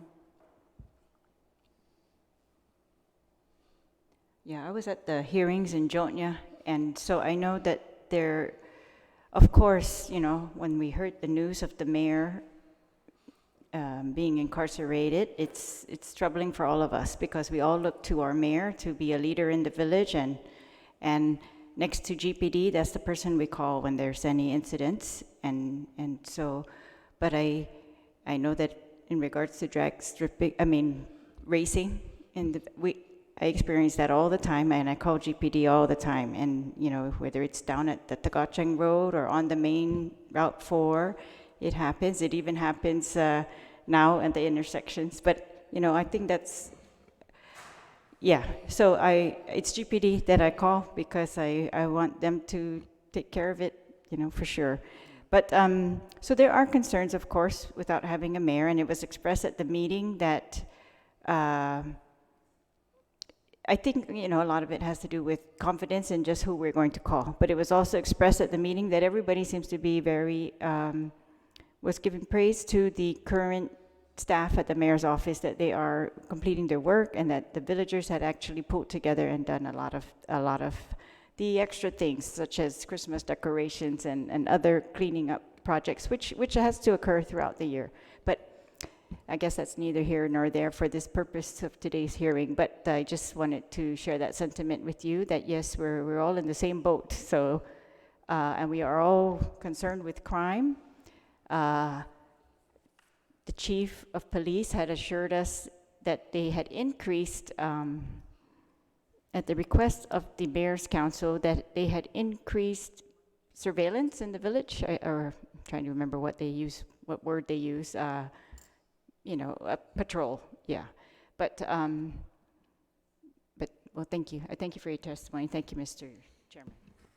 Thank you, Senator Therese. Senator Tello. Mr. Chair, I'd like to thank you for actually coming up and testifying today, when most people will not be here to do it, and make a stand into what you believe in. It says a lot about yourself, character, that you have no fear, you want to do what's right, and I just want to commend you for being here today to speak your mind when others won't, and I appreciate that. Thank you. I think there will be a lot more people to come here if we got found out earlier, because I just found out about 10 minutes ago that this is happening. Oh, I didn't realize. Okay. So it wasn't publicized, so we don't know. Well, I'll let the chairman speak on that, but maybe we should have another public hearing then, you know. Well, I mean, probably a lot of people from Georgia will come if they know. What if we took this bill to the village of Jotnya and have a public hearing there on this bill? That might be interesting to hear. Last minute notice. Okay. We need to get it ahead of time so we know. Thank you. Okay. I'll definitely, our good chairman heard you. Thank you. There was public notice. Thank you. I'll start with Senator Lee, and I'll work my way to me. Mr. Chair, and thank you, colleagues, for being here. I also want to thank you, gentlemen, and thank you, Ms. Pangilinan, for providing your testimony today in terms of the cost of what this bill should it proceed, how much it would cost for both the recall and potential special election. I also agree with my colleague that it's important that we get feedback from the community. Typically, we allow for, after the public hearing, based on the chair of the committee, they typically allow at least a week, typically 10 days to receive additional public testimony. But we've also heard testimony from members of the public that they want this bill to be fast-tracked and potentially have an emergency session. So it's certainly my experience that the more input that we have from the public and the more voices that we have coming out, especially from residents of Jotnya, that'll help to better inform this body and ensure that we're doing what the public really desires here. I think there's some questions in terms of the best way forward. I think we have very adamant proponents on both sides, but it's a little bit of a challenge from our perspective. So I wanted to ask you both, Mr. Heighton and Mr. Leon Guerrero, if the chairman opted for that 10-day public testimony, to receive public testimony, would you be in favor of extending it for the 10 days, or do you prefer to have this bill move forward as soon as possible? Because I think it's important that while you have taken the time to come forward, and yes, there was public notice, this bill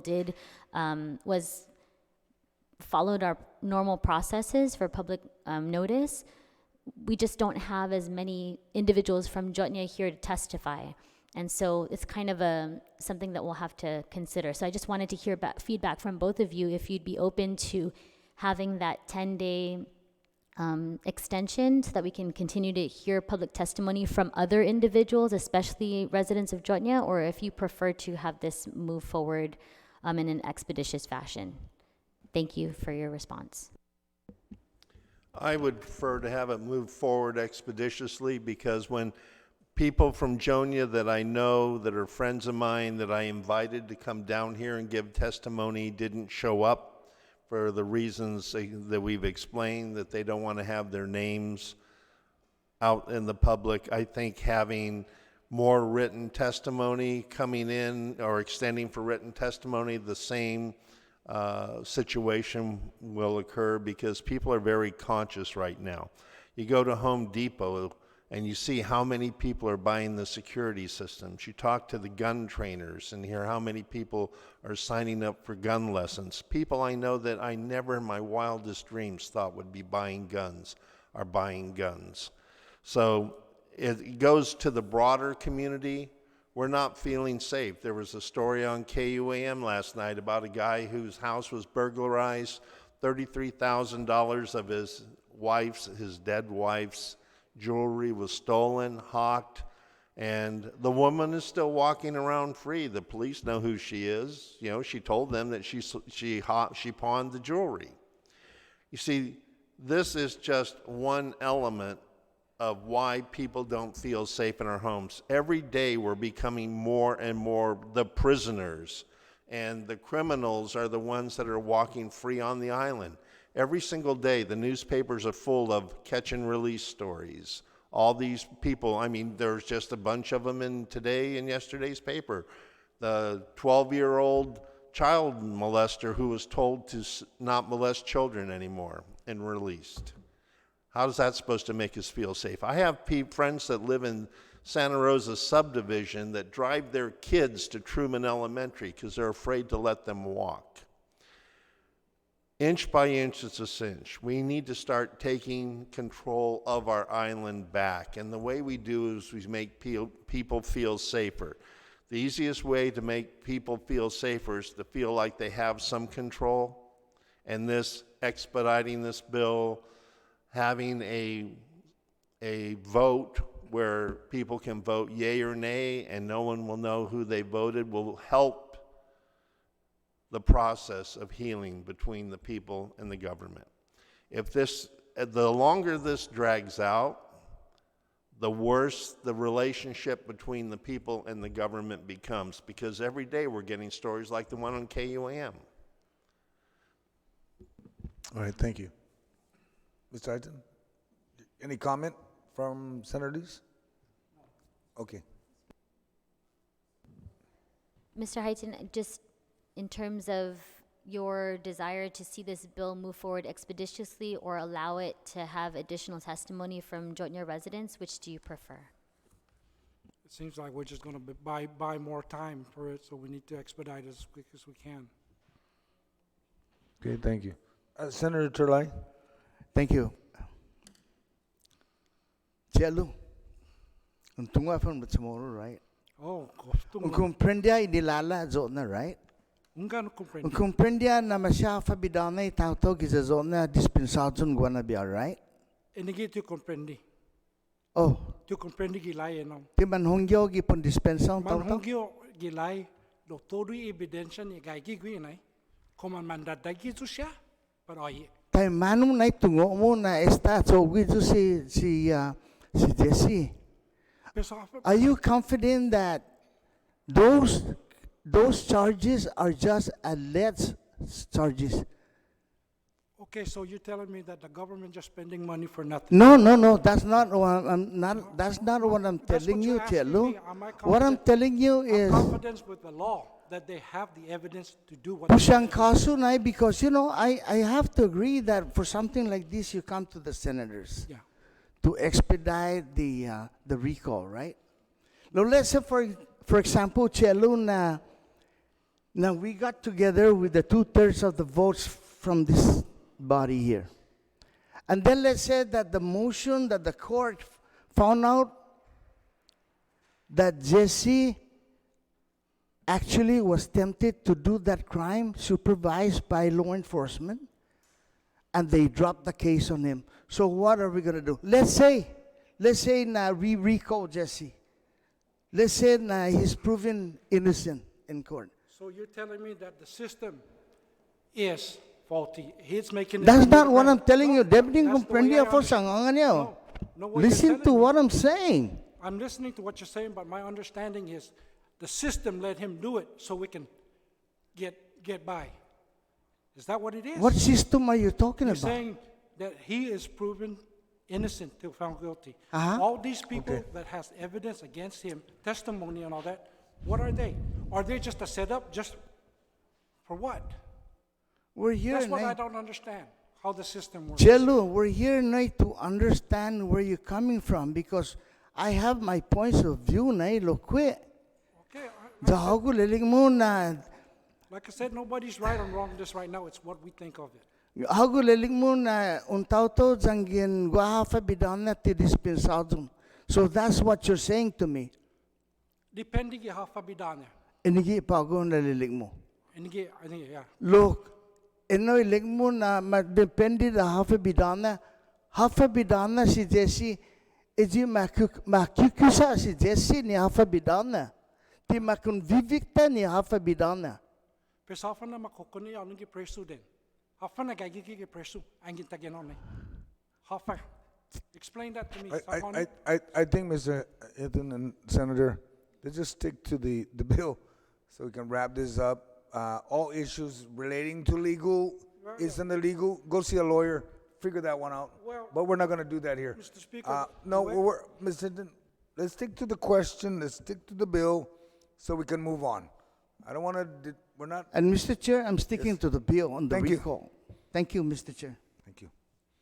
Senator Amanda? No, Senator Kelly?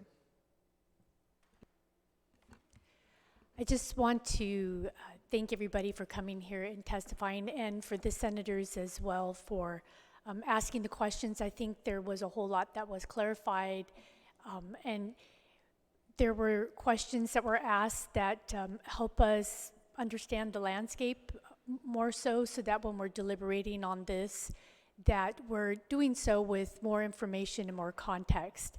So I am grateful for the process, and Sejuis Masi, Mr. Chair. Thank you, Senator Kelly. Before I ask the Vice Speaker to close, I'd like to make a very short statement. I think there's only two of us that are in the Guam legislature, and the senators that are former police officers.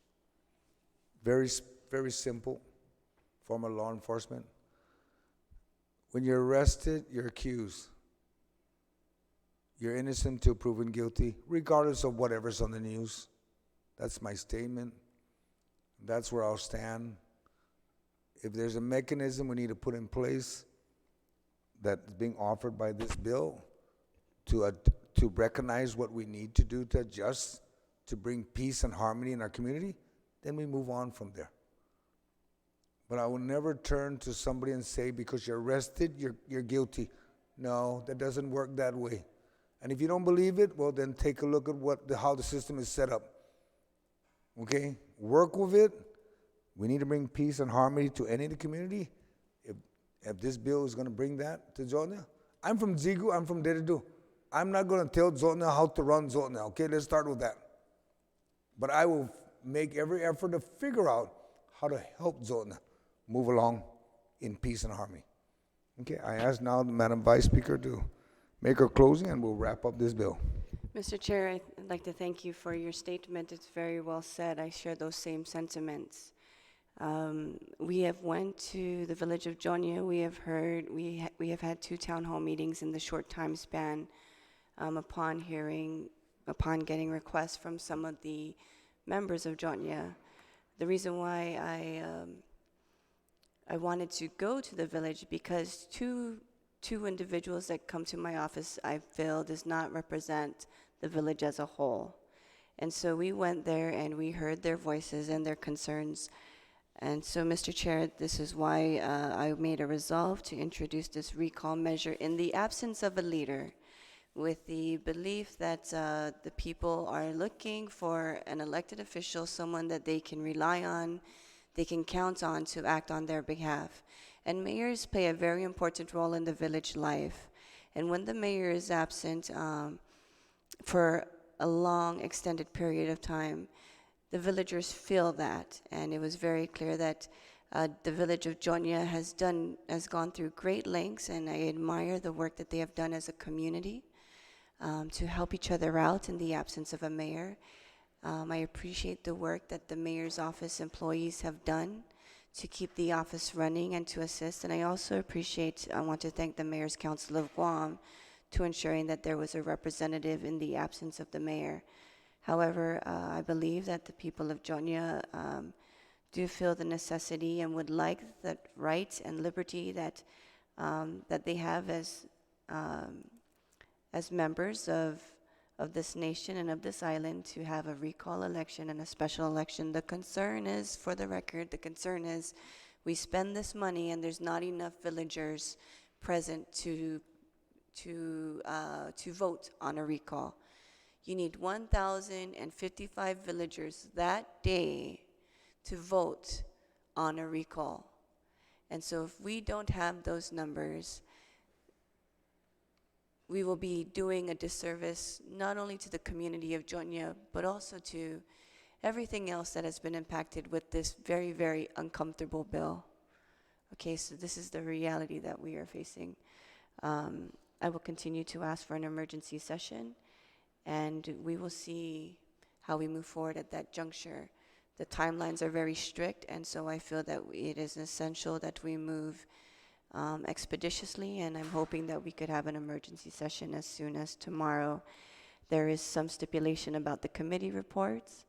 I would like to perhaps maybe work with your office to help complete the committee report for this bill, so that if the speaker would call an emergency session, we would have a committee report, and also ask the Committee on Rules Chair if she could assist us in expediting the uploading of the report as well. Thank you, Mr. Chair.